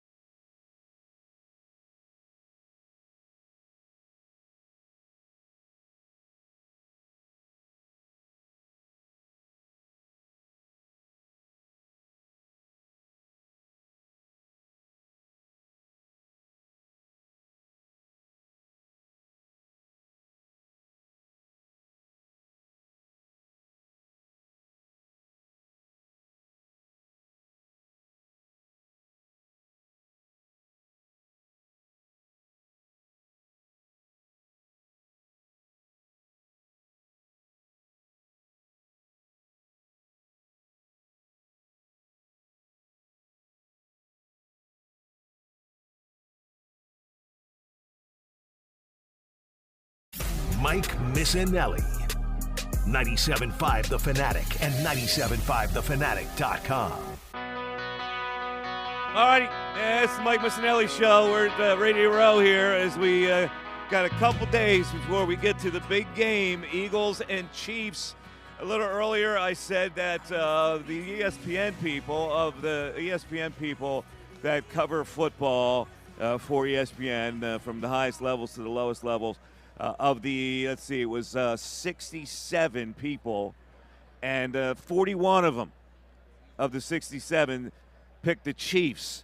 And the most common score was Chiefs 27, Eagles 24, and the Super Bowl MVP being Patrick Mahomes at plus 105. But, Bill, you were looking at something else, and a lot of people are picking the Eagles. Yeah, people are starting to maybe change their tune a little bit. Everybody on Get Up this morning picked the Eagles to win. And then Chris Sims, who I ran into in the bathroom. Oh, you did? He's picking. Did you say anything to him? I did not, because he ducked us coming on. I should have asked him why he ducked us coming on, but he picked the Eagles. Come on, man, you got to say something to him. I don't know. In the bathroom was in a little the bathroom. Yeah, Chris, man, we're from Philly. Right. We wanted to have you on. Follow him into the stall and be like, "Yo, "Yo, listen, into man. the stall. Say, Now Chris, you're going to answer my name's questions." Bill Colarulo. We would have liked to have you come on to talk to the Philly people. I should have shut the door behind me, locked it, and said, "Now you can't leave." That's what I should have said. Now yous can't leave. I know, but there's only one of them. So. All right. But anyway, he picked the Eagles as well, which I don't love. We don't want you now, man. We don't want you now. But All right. there's a lot of people coming around. Okay. Let's go back to the phones here and talk to Sean from Illinois. Sean, you're on 97.5 The Fanatic. What's up, buddy? What's up, guys? How you doing? Good, man. How you doing? First of all, I just want to say thank you for this season. You know, I'm working from home now, and I've listened to you guys all year, and just completely enjoyed it, and it's been awesome. I think the Super Bowl is just going to be a full team effort. I don't think anybody's going to do anything too exciting on the Eagles. I think we're just going to kind of do what we did last year and dink and donk them and run the ball and do our thing. And I think we're going to win by 10. I think it's actually going to be a little boring. I really do. Whoa, I tell you, a lot of people think the Eagles are going to win by double digits. I know, and I think that. Listen, I'm glad that you feel optimistic that way, but I think that depletes the fact that that other team, that's a really good, experienced team that knows how to win. I don't think that they're going to lose by double digits. Well, gentlemen, I'm going to be a winner either way because I'm going to ask my girlfriend to marry me 5 minutes before kickoff. So, look at you! Well, you can't tell us that. What if she's listening, Sean? She's not listening in Illinois. Is she listening, I'm in Sean? Illinois. She's not listening. I converted her. She knew nothing about football. We've been together 3 years. Now she wears Eagles gear. She roots with me. She's the one, man. This could be the one time that she tuned in digitally to 97.5 The Fanatic. Well, listen, congratulations, Sean. Good luck to you. Thanks, gentlemen, and enjoy New Orleans. All right, man. There you go. You cut I it clipped him off. right in the middle of an Eagles show. I didn't know he was going to go into it. Yeah. He only got the EAG, which was more than the mayor of Philadelphia got to. That's true. That is true. Well, listen, she fast forwarded to the L. I know he said they're going to win by 10 or whatever he said is going to be easy. A lot of people are picking them to win easy. And we keep going to that stat of Mahomes is in 132 starts. He's only lost by more than 8 points 5 times. Yeah. 2 years ago in that Super Bowl, and this isn't to be a shot at Hurts because he played tremendous, but if he didn't fumble that ball in the first half, the Eagles are probably up 17 maybe at the half. I mean, they go into halftime up 10. They maybe are up 17. That's an entirely different game. The Eagles may blow them out in that football game. That game would have been over but for that turnover. That's why I keep saying if the Eagles protect the football, because I think this Chiefs team is worse than that Chiefs team was, and I think this Eagles team is better than that Eagles team was, and the Eagles had them on the ropes. They were up 10 at the half, and but for that fumble, probably were up even more. If the Eagles protect the football, I'm with Sean and everyone else who's called to say this is going to be an easy win. All right, let's go to Obi in the Poconos. What's up, man? How you doing? Hey, how you doing, guys? Thanks for putting me on. I'm a big fan. Thank you, buddy. Going back to your couple segments ago, you were talking about like parties and stuff. I don't do parties anymore. I got to get locked in on this game. There's no way I'm leaving that house. I don't want any distractions. I don't want anything. So just the immediate family, and we're going to keep it tight and, root for our team. But as far as the game's concerned, I do feel, obviously, that I feel like they're going to dominate. I feel like it's going to mimic the NFC Championship game to an extent, not, 50-plus points, but you'll see a couple of blows being given back and forth, and then all of a sudden you just see the domination of power football. I think that's what's going to happen. I see the Eagles at least scoring 30-plus points. I love it, man. I can see them scoring 30. I really can. But I also can say if they're going to score 30, who is it? Oh, it was Jameis Winston. The entourage He's that got an that follows him around. What is up with that? Well, he's become a character now. Like, he's become a character. It's not because he's like this great quarterback. It's just because he gives such great one-liners. There's like 30 people following him here. Everywhere he goes, man, he's turned into a big star. Not a great quarterback, but a big star. Wow. He's got a media career ahead of him, I guess. Every other ex-football player does. Oh, here's your Penn State guy. Look, it's James Franklin. Where? No, it's oh, he plays James Franklin. That's Michael Key. I saw him on the street. Yeah, you know he remember he went in and pretended to be James Franklin. Michael Key, right? Yeah, yeah, from Key and Peele. Right. Oh man, look at that. Yeah. Oh, these crazy people. All right, let's go to who else we have here? Oh, is Obi done? Do we have Obi done? Obi. Obi done. All right, let's go to Joe on a cell. Joe, you're on 97.5 The Fanatic. What's up, Joe? Mike? Hello, Joe. Yeah, I wasn't sure I was up or not. I just want to touch on Daryl Morey's interview. I think kind of a lost start, but you did a good job. You asked him the tough questions. He was mostly forthright in his answers, but you did it without being a D-bag, which is kind of tough to do these days when they're a hot take talk radio. Yeah, I mean, you don't want to be a D-bag. I had to ask him these tough things. I thought he's made a lot of misjudgments here. He copped to one of them. And I know he's got to protect this Embiid thing. He goes, we can't exist without Embiid. I understand it. But how realistic is it to think that they're going to be able to survive it? I don't know. They might sneak in. I just can't expect him to be healthy in the playoffs.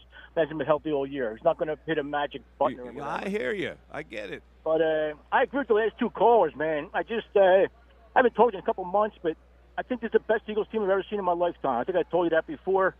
And I think she's going to impose her will on the Chiefs. I see us winning by double digits. Oh, my God. Yeah.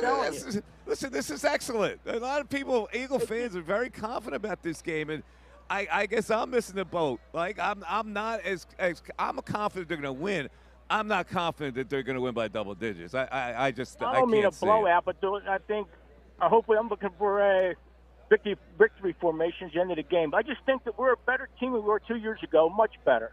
You see a 31-21 piece, sort of, you see. It might be 31-14, they get a late touchdown. 31-14, and they get a late touchdown. So they're only going to score 7 points until the end, Bill. Yeah, that's a blowout right there. You said it's not. I'm not calling a blowout. 31-17 or 31-14 is a blowout. And 31-7 before they score that touchdown. All right, I just think we're a better team, man. Just going to be a party on Broad Street. Go Birds. All right, buddy, you got it. They're the better team. Everybody thinks they're the better team. And I think if you go into the Chiefs games, you'll go, the Chiefs probably were not the better team. Buffalo was better, and this team was better, and that team was better, and all they do is win. All right? Let's take a break. 610-632-0975. Mike Garafalo from the NFL Network will join us next. Mike Missanelli Show continues. Fanatic Sports Update.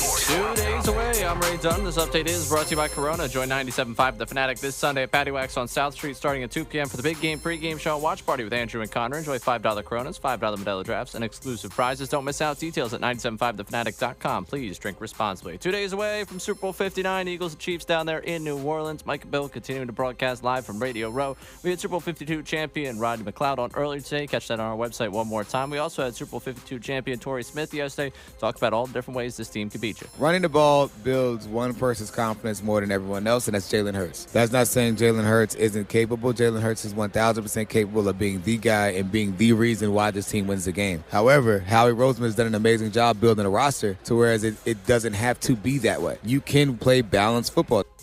Coming up in the 1 o'clock hour, we get a chance to talk to Mike Garafolo of NFL Network and Tim McManus of ESPN, as well as all your phone calls leading in the final hour leading up of our coverage here on the Mike Missanelli Show leading up to the Super Bowl. Elsewhere in Philadelphia sports, Daryl Morey joined us in the 12 o'clock hour, admitted some fault with the older role players he brought in, and talked about where the Sixers team is at right now. You can catch it on our website, 975thefanatic.com. This update is also brought to you by Rapid Radios. Rapid Radios instant push-to-talk walkie-talkies offering national LTE coverage for a limited time. Go to rapidradios.com now for 60% off and free UPS shipping. Add code radio and get an extra 5% off. I'm Ray Dunn, the home of the 76ers and Flyers. 97.5 The Fanatic and 97.5thefanatic.com. Ricky Batalico. You know as well as I do, Patrick Mahomes likes that quick two-step look to the right, back, or a bubble screen on the right side, or maybe hit his tight ends. He has a lot to say about the Birds. The other problem he's going to really have is that the defense of the Eagles, they are a blanket. They are everywhere. Hear Ricky with Tyrone Johnson on the best show ever.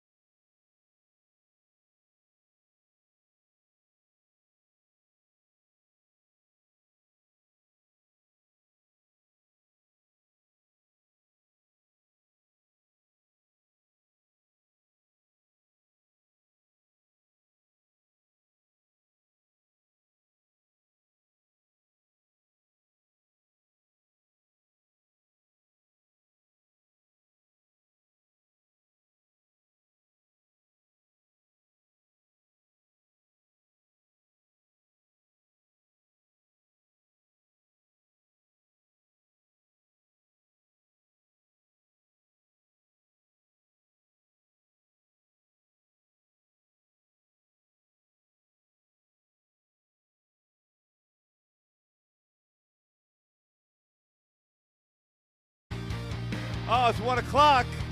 Mike Missanelli Show, 97.5, The Fanatic. You know, our 12 o'clock hour, Bill, it was brought to us by the very special people at, hold on a second, Service First, Heating and Air Conditioning, right? Brought us the 12 o'clock hour, Bill. They usually do a great job. Yeah, 0% financing for 72 months, $500 rebate when you purchase a complete heating and cooling system from Service First. Learn more at servicefirsthvac.com. And you are listening to the Mike Missanelli Show on WPEN and WPEN HD1, Burlington, Philadelphia, a Beasley Media Group station, broadcasting live from the Comcast Business Studio, powering possibilities. All right, ladies and gentlemen, our next guest is a man who knows his league, and he has been giving information and breaking stories and doing great interviews for the last several years for the NFL Network, and a former producer of the Mike Missanelli Show way back in the day. He is the great Mike Garofalo on the Comcast Business Hotline. Hello, Mikey. Mikey, what's up, buddy? How you doing? I know it's been a busy week for you, so we appreciate you spending a couple of minutes with us. So what's your feel this week when you've been at the practices, been interviewing people? What kind of vibe are you picking up that the Eagles can win this game or that the Chiefs can win this game? No, I think it's supposed to save your pick for the end of the show. I really don't even make picks, but I do see the Eagles coming out on top of this one. I just think so much has changed in their benefit since these two teams last met 2 years ago, and I've kind of been, riding them when it comes to how I'm seeing these games here the last couple of months, because it's just incredible. The style of play, the way that they are so hard to, contain is not even the right word. You're running the ball with the efficiency that they're running. They're not going backwards. Everything moves forward with the offense, and then they don't give the ball up. 4 turnovers since I think November 10th was the date of that Washington Thursday night game. So when you're playing as efficiently as they're playing, and you've got teams who, I covered, two of the last 3 games, probably like 3 of the last 5, and talking at length with the teams that were coming in about how they spent the entire week talking about, we've got to stop Saquon Barkley from breaking our backs. And then even in the case of the Washington game, it happens on the first play of the game. It's just, there's no real blueprint to make that happen. It's going to have to be guys playing above the X's and O's. It's going to have to be Chris Jones being an absolute wrecking ball up front to stop this team from getting these second and third down and manageables. Because when that happens, it doesn't matter what kind of blitz package Steve Spagnuolo can dial up. The Eagles have the answer for that kind of stuff. So it's the way I look at it and the way that I've gotten the feel this week is being around this Eagles team, as confident as they are, the fact that they've been here before. Some guys been here multiple times before. I just feel like so much is on their side right now. Wow. All right, let's look at what Spagnuolo could do, because you're right. It doesn't matter if people gear up to stop the run, because eventually he's going to bust one and he's going to go for 60. Not many running backs do that anymore, and he breaks your heart defensively. So what do you expect Spagnuolo to do? The blitzes are all well and good against a quarterback that stays in the pocket and delivers the ball, but blitzing against the Eagles really, I don't think, works that well. So what do you think happens here defensively with Spags? Yeah, he's got to try to force the issue on early downs. He's got to get them into behind the sticks. He's got to get them into second and longs. He's got to get them into third and long. So there's going to have to be some kind of that. We know what he does on third down. And really the incredible part, and I've known Spags since 2007, since he came to the Giants, or since he went to the Giants and became a defensive coordinator there. And he's just so humble that you try to, get into the idea of what he's doing and what he's dialing up. And I never get the full answers from him. He'll always credit the guys making the plays up front, but it's him. And it's like, we get in the third down, you hear Tony Romo or whoever's calling the game say, well, we know what Spags likes to do here. He wants to bring some pressure. Well, it's not just that he's bringing pressure. It's how he's bringing pressure. It's where he's bringing it from. The corner blitz that he had in the AFC Championship game was the perfect call from the perfect spot, knowing what look he was going to get. That's what it's going to have to be. But, again, you don't get into those spots with the Eagles unless you're doing stuff on first and second down. So there's going to have to be some run blitzing and something like that to really get some penetration in the backfield and start to, again, force the issue on that running game. Talking to Mike Garafalo of the NFL Network. Mike, you've been studying the league all year. Well, the Eagles started off very slow. We didn't know what they were. What do you think was the turning point that shaped this team to what they are now? Yeah, it was that bye week. Well, I mean, look, it was the bye week and the time that they took during the bye to get feedback from Jalen, ideally, or first of all, excuse me, and to marry it with the fact that Kellen Moore was still figuring out everything and figuring out the rest of the coaching staff and what he had from a personnel standpoint. I mean, you have a new offensive coordinator. You have a new centerpiece of the offense in Saquon Barkley. You're merging what you were doing offensively previously with what Kellen Moore wants to do, which I think they've done a phenomenal job. When you look at what this offense looks like, it's just the perfect marriage of what they did under Shane Steichen and to a certain degree under Brian Johnson, but what they did the last couple of years that Jalen felt comfortable with, because they don't want, him talking about his shackles or whatever not being, being taken out of them or whatnot. It's the way you got to play with him. I mean, I think they've done a great job of that, what he's comfortable with previously, married to what Kellen Moore was doing. As you see a 17-game season play out, and we're on the verge of 18, like eventually at some point, it just becomes so long that you go, these first 4 games don't even matter. Like, these first 4 games are all about figuring out who you are. And I think Belichick and the Patriots did as good a job of anybody in recent memory of saying the first quarter of the season is figuring out who we want to be over the last 3 quarters. And I think this Eagles team did a great job of that this year. That bye week reset, from everything I heard, was just incredible for them. And, you saw once they hit their stride, they knew exactly who they were, and they knew exactly how to defeat these defenses. The old adage, it's gotten old to me now because I hear it so much, is that if you try to put the game in the hands of the quarterback where he has to throw it, you can't win. That doesn't happen because we don't get a chance to see it happen because the running game's been so good. Nothing's come up like that where we have any kind of sample size. But does that still apply as we get into the Super Bowl? If he does, I don't know, say he holds Saquon to 85, Jalen's got to make some throws. From what you see, are you confident that could be done? Yeah, I also think that once you get into that time of the game, he can do it with his legs as well. I mean, when he's back there and he's scrambling for 20, 30 yards on a play where everything is covered up, I think that's a big part of what you can do in a comeback mode as well, because now that keeps the defense honest, and certainly they'll try to spy him or whatnot or try to contain him with their rush lanes and all that stuff. But I mean, I think that's a big part of it too as well. I don't look at it like, well, if they fall behind, they're dead. I think that's not where they want to be playing from. Obviously, they want to be playing. My wife doesn't watch football much, and we were watching the NFC Championship game together. And when it was 14-3, I said, "Well, game's over." She goes, "What are you talking about? The game's over?" I said, "Game's over. Washington can't play this kind of game against the Eagles. A lot of teams can't." And then it went to 14-12, and she said, "You see, it's only 2 points." I said, "It doesn't matter. They're getting closer, but the Eagles eventually, the dam's going to break. They're going to pull away. So obviously, if you're a team like the Chiefs, you want to come in and I want to hold them to 3 points through the 1 quarter or quarter and a half. I want to feel good if I'm up 14-3, something like that. But I'm still okay if I'm the Eagles. I still feel like I've got enough firepower, and I've got enough trust in this quarterback that if they have to play from behind, that they can certainly do that. I wouldn't look at it the same way if it was flipped that score with Washington and say, "Oh, the game's over." Certainly not. I think he's got the capability of leading them from behind.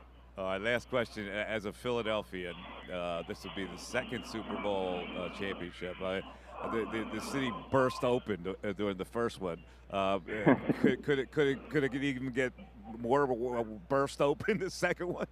I think it could, because you appreciate it so much more having not taken it home a couple of years ago. I feel like this city is that much hungrier for it, and I'll be honest, Mike. Like when I I was trying to explain this to my kids who are 7 and 4 and don't live in Philly. I said, you don't understand. When Daddy was an Eagles fan growing up, this never happened. And now it's happening every couple of years. So I almost thought after 17 that everybody was going to be like, God, you can take me now. I can die a happy. But even in 18, when they lost to the Saints, the disappointment, I was like, this city is hungry for repeat champions. They want to taste that again. And not having it happen a couple of years ago and seeing how disappointed people were, I said, well, this city is hungry for repeat champions. We don't want just one in our lifetime. That's not the way they're looking at it, you know. So I think that it'll be quite the scene if they want to take it home. This punk younger generation, all they know is winning. It's disgusting. Yeah, when they don't have the pain and suffering that we used to have. They don't remember the mid '80s. They don't remember. No, they don't. Even the early '90s.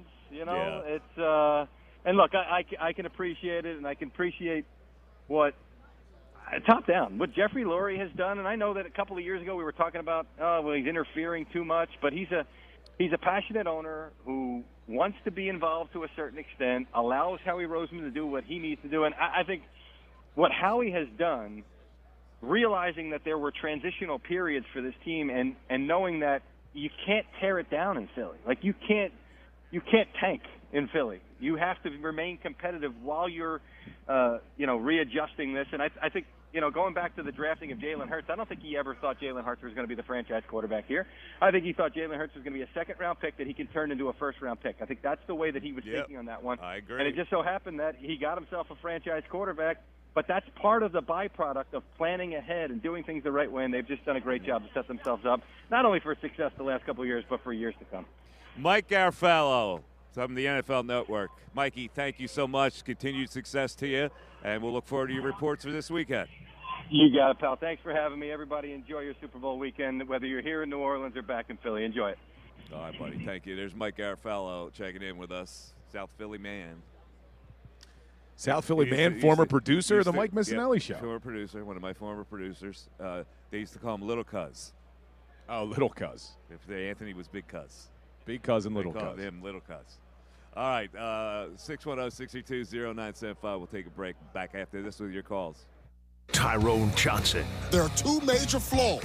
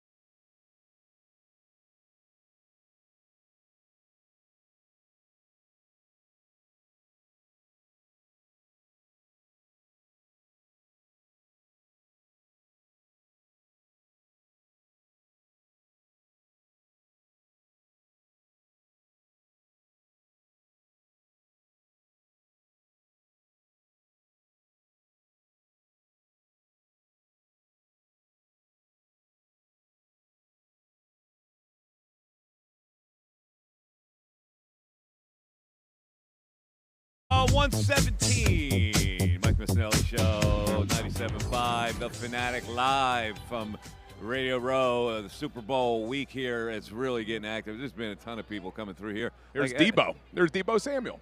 Rooting for the Eagles, Debo too. Samuel. I saw the Roastmaster General, Jeff Ross, just walk through I'm here. gonna ask Debo.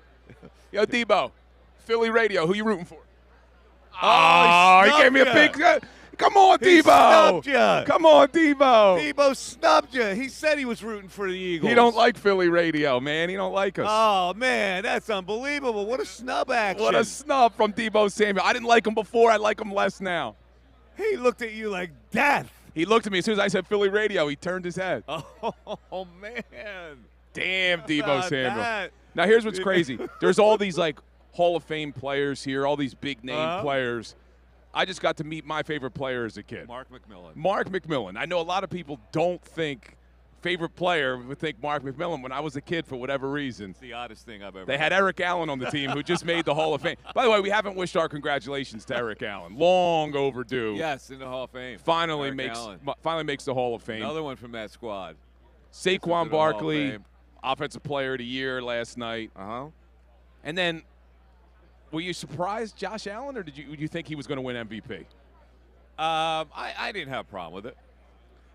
It was close. I think it was the right decision, too. Yeah. Lamar doesn't get it, but it was close. I think it was his year. That's why I was surprised to see them lose to the Chiefs. I thought that the whole thing was his year. It turned out not to be his year. Tim McManus is going to join us in just a little bit. He is on the scene here. Busy week for people that cover the Super Bowl, man. It's crazy. So let's go back to the phones, and we'll talk to who are we going to next there. I don't see a blinking situation. I don't know. It looks like your mouse is it looks frozen, like I'm too. frozen here. My mouse is frozen. All Ray, right, Mark, can you pull him up? Yeah, he's going to pull him up. Mark in Collegeville is up next. Mark, go ahead. You're on 97.5 The Fanatic. Mike, Bill, how you guys doing today? What's up, Mark? Hey, not much. Hopefully you guys are enjoying your time down in New Orleans. And we are enjoying it. It's been hectic, but we're having fun down here. Hey, just make sure you stay away from Larry Quince, Mike. I know you could be dropping some No, we bills passed down it in there, several but- times. Bill was itching to go in, but Bill, don't I do said, it. no, Bill, we can't do that. Don't do it. But hey, so just a quick thing about the Eagles, and then I have to, I'm a proponent of the statue for Bill. First of all, Bill, you should be having some sort of entourage down there too. I think bigger than Jameis, but we'll I have agree. to work on that next I time. appreciate it, Mark. So, anytime. We're getting But, there, man. We're getting there. This is the first Radio Row for me. Maybe next year I'll have an entourage. We'll see. Next year, exactly. But I'm a little bit worried about the illness going on, if that's even a thing, or if that's just a whole charade to kind of keep players away from the media. But if that's not the case, then I think our squad is better than what it was a couple years ago. So the only thing is you got to worry about is still that factor that you can't quantify with Mahomes and Andy Reid. So, as much as I think we could easily blow them out, I don't want to count the Chiefs out, and, you got to stay humble about it. The other thing is, Mike, I know we were talking about a statue for Bill, and I think we got to even up it a little bit more. So, Bill, what I propose is we're going to have a statue for Ray and Mike, but here's what's going to be the whole scene. So we have Sirianni behind you with each hand on your shoulders. You'll have a football in one hand and a case of protein powder in another hand. And then, Mike, you and Ray will get your own statue too, but what you two are going to be doing is like at an angle, kneeling in front of the greatness of Bill Colarulo. I would say no. Mark, I think this is the best call we've had all week. This has been better than this was better than the Stephen A. Smith segment we did. This is very, very bad. That wouldn't happen if they waterboarded me and hit me on the bottom of the feet with a club. Like Mike, I would no never choice. agree to do that. You have no choice. And also, Mike, just a quick question: Is your interview with Stephen A. going to be online or anything? I had a work call yesterday. I was really trying to. see that it's interview. online. Yeah, it's up. It's up on YouTube right now. If you wanted to pull it up on YouTube, it's its own clip. So you can go to 97.5 The Fanatic's YouTube page, check the videos, and we break down all the interviews. Usually, they get posted separately. We had a good time. I busted his chops. He busted mine. That makes it for a good interview when you're just hanging out. Definitely. And busting. I know each you guys other. have some history, so I really wanted to see that. Unfortunately, I had a work call yesterday, so I got to. I was check trying to it look out. for it, but didn't Check see it it. out. And All right. but yeah, guys, enjoy New Orleans, and Bill, I'll get working on that statue for Yeah, you. get that and, statue. crew down, Yeah, all right? yeah. Lose. Thank you, Mark. Lose the paper mache, will you? It only it's great because it took a couple of months, and a lot of the callers are realizing that you listen to me, you're going to be right a lot lot more times than the not. Headline: Not everybody loves Sirianni, but all the Eagles coach does is win. Well, our guest coming up next yeah, Tim McManus wrote a is great coming article up. about he Sirianni. Wrote a great, and he said he was motivated by sound. We'll tell you what that sound is. 610-632-0975. We're back after this. Fanatic Sports Update. 2 days away. I'm Ray Dunn. This update is brought to you by Groundworks, your expert for basement waterproofing and foundation repair since 1997. Book your free inspection at groundworks.com. We're 2 days away from Super Bowl 59. Eagles and Chiefs down there.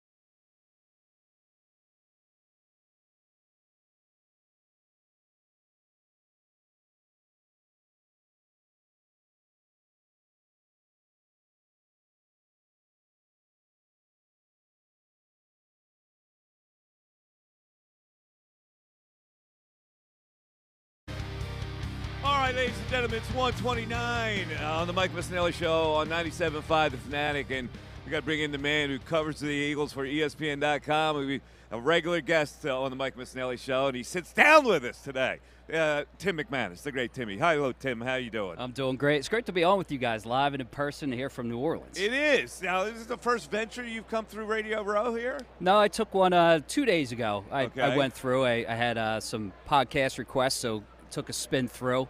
Got the lay of the land. It's crazy down here. It is unbelievable down here. I've never seen anything like. I've been to a few of these, but this is like the Rolls Royce of Radio Rows. I can't believe it. So, Tim, as we get now towards the end of the week, how does one who covers the team approach this? This is all pretty much shut down, I guess, from this point on with the team access and all that. So, what kind of stories do you look for? So this is the time where I can actually take a little bit of a breath. You know, it's like a sprint to get to this point where you come in on Sunday afternoon. They got that crazy media night on Monday, availability for the next 3 days.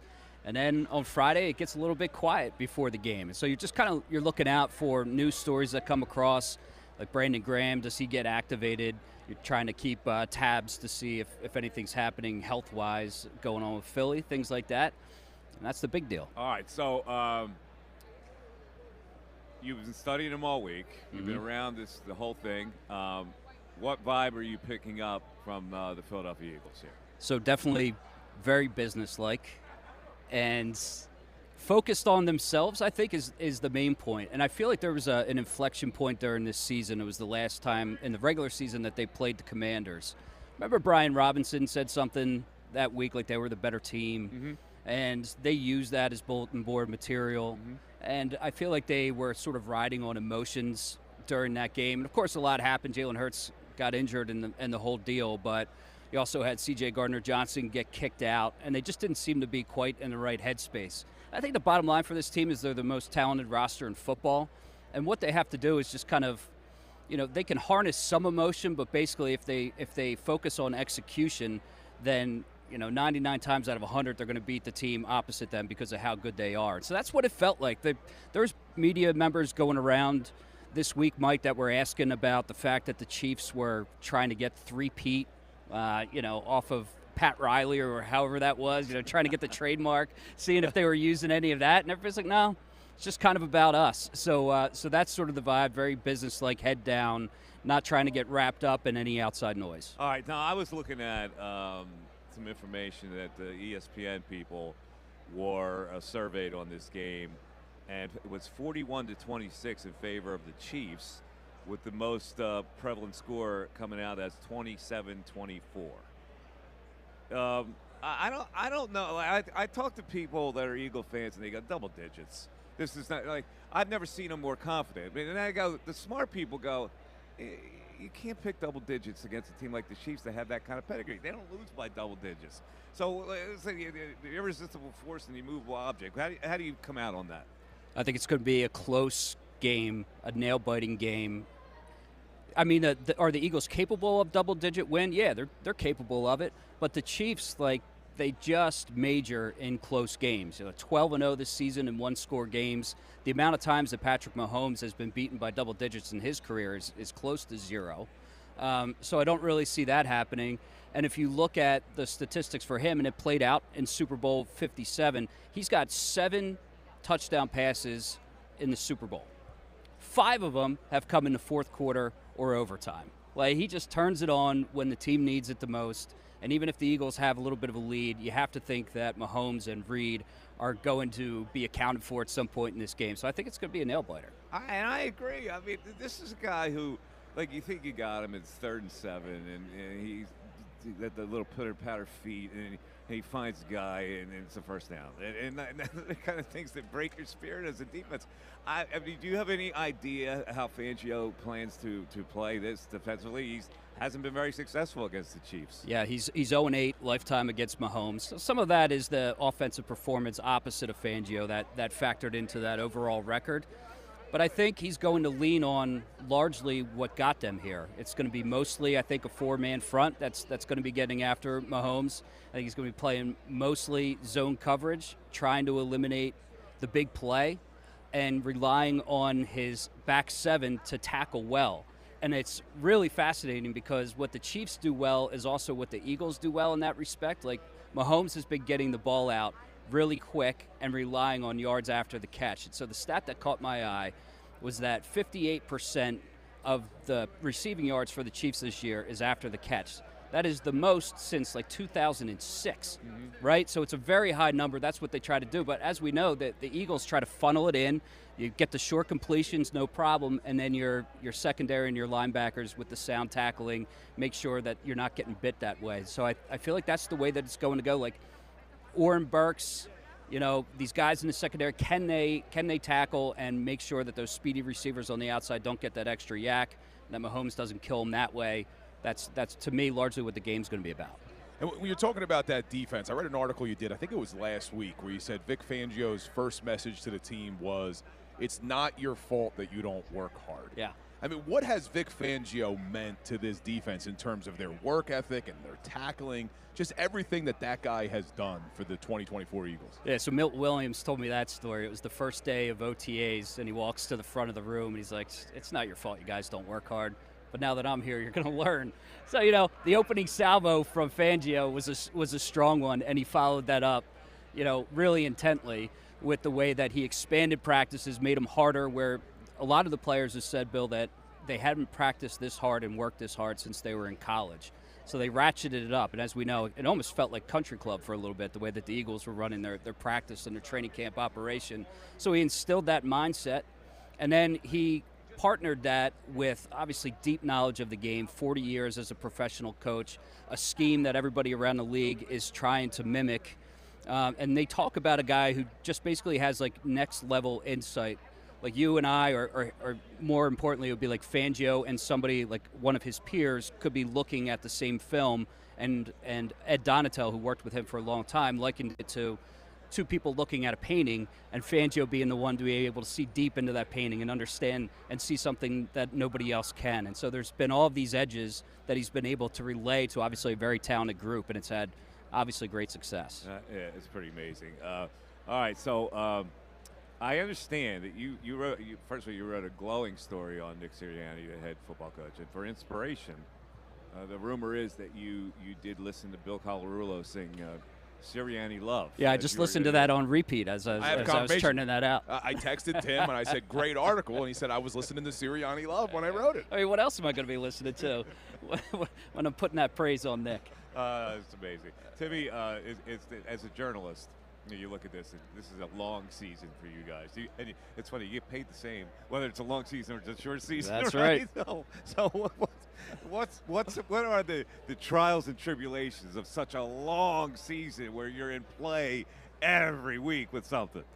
It's just kind of like, kind of like a marathon. I've never run a marathon, but I've done like the Broad Street run. All right, so 10 miles. That's, I'm not going to lie and say I do marathons, but a 10-mile run, I'm sure the marathon is worse, but the same type of deal. It's like the hardest part is when you're like 3/4 done, somewhere like that. You're like, man, I still got this team's going to end up going on a long run, and you know it. And it's just kind of like, all right, we got to go. But now you're in the final stretch. So, and it's very cool. Not everybody gets to do this type of job and be in this environment, spend the week down in New Orleans, like one of the best cities in the world.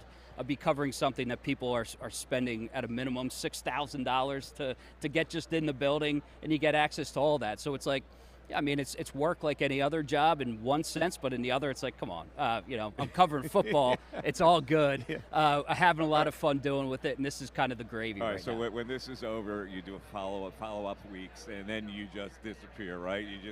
You go into inactivity for a little while and decompress. I've got my assignment for the parade. If there's a parade, we got to knock that out. You got to do the follow-up stories. And then you don't answer your phone. And That's it. And then the shades are being drawn, and I'm hibernating. He's the great Tim McManus. Timmy, thank you so much. We appreciated your prediction for this is 26-21 Eagles. 26-21 Eagles. He's got the Birds winning the Super Bowl. Means he's covering the parade. And very specifically, a Reed Blankenship interception to seal the deal. Oh, there you go. Sounds like good. it. Timmy, thanks for spending some time. We appreciate it. All right, you got it, guys. All right, that's Tim McManus. We'll take a a break. We'll come back. We're coming down the home stretch. I got some prop bets I want to run by Bill. It's the Mike Missanelli Show, 97.5 The Fanatic, live from Radio Row in New Orleans. Now, a Birds Insider update on 97.5 The Fanatic and 97.5thefanatic.com. Can it be Sunday yet? I'm Ray Dunn with this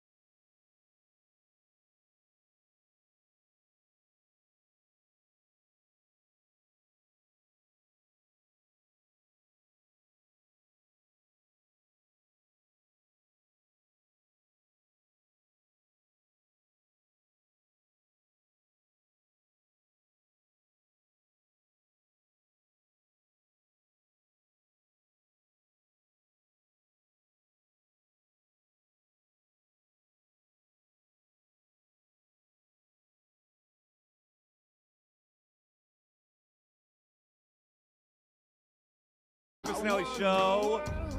Let's talk about some prop bets, just fun prop bets here. And Ray, we have a couple for Kendrick Lamar, so I want your input on that. I'm going to ask you the Kendrick Lamar question. So let's start out with the coin toss, Bill. The coin toss, tails or heads. Tails is at plus 100 on DraftKings there. So would you want that? Tails never fails, man. Tails never fail. You going tails? I'll take tails. All right, national anthem. John Batiste singing it. 120.5 is the over-under number. That's a plus 115. What do you got? You going under? That's plus 115 is under. It's interesting because he did the 2017 NBA All-Star game, and they said it clocked in right at 120 seconds. So that's why the over is 120 and a half. All right. I'm going to take the over. I think he's going to milk this one. If he did that at the All-Star game, this is bigger than that. This is the Super Bowl. You're right. All right, he's Kendrick Lamar's first song, Ray. So I'm very curious as to how they're going to grade this, because knowing him and the way he goes about performing, we might get a snippet of a song then that leads into a full first song. I was thinking, and this is something that wasn't on the odds, that TV off because he has the line walking to New Orleans with the etiquette of L.A. I thought that would be something he jumps into. It doesn't go fully into TV off because that leads to the mustard line. Maybe get to that later on. Good insight. Now, Sporting News say the best bet is Squabble Up. Now, Squabble Up would be the best bet if I had to go full song that he starts with. That's plus 380. Now, interestingly, I'm on another sports book, has Humble at minus 155. Wow. I don't know. That's the ringer. Well, let me ask you, Ray. Squabble Up is plus 350 on FanDuel Canada. And Ray, chances that Not Like Us plays. He's got to. He has to. Right. Not Like Us has to play. That has to happen. Another Kendrick Lamar. A total number of songs. Right. The over under is 10.5. Ooh, over under 10.5. Again, if they're grading full songs, I probably would go with an under. But number of songs that he touches on throughout the show, I would go with an over. You got to get the fine print of these sports books. Okay, Bill, the Gatorade color. Now, I always like the traditional Gatorade color, so I would bet traditional. So I like yellow or green or lime, plus 250. You like that? I think Eagles win, and then they douse Sirianni in red Gatorade. Red. You're going red. Red Gatorade. Super Bowl prop bet, Travis Kelce. Will Travis propose to Taylor Swift? Oh, God. No, it's not going to happen. You're saying no? Well, the Chiefs are going to lose, first of all. So, no, he's not going to do that in a losing performance. All right, the yes is plus 800. If they win, maybe he does it. All right, you know this scoregami and octopus, all that stuff. Yeah, the scoregami means it'd be the first time ever there be a score like that. All right. And the octopus would happen 2 years ago. It's when the same player scores the touchdown in the two. All right, here's a couple serious ones. Patrick Mahomes to have 15-plus rushing yards, 215-plus passing yards is minus 175. Well, I like that bet. I really do. Minus 175 on that? Yeah, I mean, how many was the passing yards? 215-plus. Yeah, he does that. The question is the 15-plus rushing yards, and I think that would probably happen too. Because I think he's going to scramble a little bit, only because I think the Eagles are going to get pressure, and he'll get outside the pocket at least once. Okay, and how about this one? Plus 350. Saquon Barkley to have 20-plus rushing yards in each quarter. Ooh. The only reason I'm going to say no on that is because I think there could be an instance where the Chiefs keep the ball for an extended period of time in one of the quarters, and now he just doesn't have the opportunity to get it. And we've seen it. Sometimes Saquon will get shut down for a little and then get the big run. So I don't know about every quarter. All right, last one. Saquon Barkley's longest rush, 50-plus yards, is plus 350. Are you taking it? Oh, yeah. Plus 350. Yeah, might as well throw 100 on that. Yeah, another 60-yard touchdown from Saquon. Be the cherry on top of the season, man. All right. Let's thank everybody who was part of this show. We had a lot of fun here. Thank all the people that came on the air and gave us their time. We got to thank our engineers, Jen Scordo, Mike Vito. Tremendous work, schlepping it all the equipment down in here for the morning show and our show. Mike Vito chasing down guests. Jen going crazy, walking all around to accommodate this show. Good stuff by you guys. Thank you so much. Yeah, big thank you. You guys did an awesome job. Big thank you to Ray back at the studio holding down the fort as well. This was awesome. This is my first radio row, and this experience exceeded my expectations, and I had high expectations coming in. It's been a great couple days. Yeah, it really and has. Of course, the highlight just happened. Debo Samuel walking by. Bill's thinking he's going to be a fanboy, and hey, Debo, who's your pick? If you're the Eagles, I don't know if I was being a fanboy as much as I was being a troll to him. So he should have treated me that way because he looked at you stone-faced and turned his head. Oh, he probably he probably knew. I attacked him a lot in some videos over the last couple of years. Maybe he saw him. But we got to give our quick predictions, Mike. All right. So you got it? I got the Eagles 24, the Chiefs 23. I know you got such a close game, man. I'm going 27-17 Eagles. I think this defense shuts down the Chiefs and holds them to those 17 points. I think we'll be feeling good in the fourth quarter because the Eagles will be up by 10 late, and we're going to be celebrating next week on Broad Street. All right. We shall see. Jalen Hurts, will he have to throw the ball? I don't think so. I think they follow the same script. Yeah. I think they run the football. They dare Spagnuolo to stop the run. And I think Jalen's going to make a big throw. And like he's done all year long, people doubt the way he throws the football. He's going to make a big throw. And I think it's going to be a big one to Devontae Smith, which is why I'm going to bet that prop where Devontae has more than 60 yards. All right, everybody. Have a great rest of the night. Have a great weekend wherever you're watching the Super Bowl, whether it's a party, whether you're intensely watching it at home. Root them on, ladies and gentlemen. Go Birds. Go Birds, Bill baby. Colarulo for the crew here. Thanks so much for listening, and we'll talk to you next week.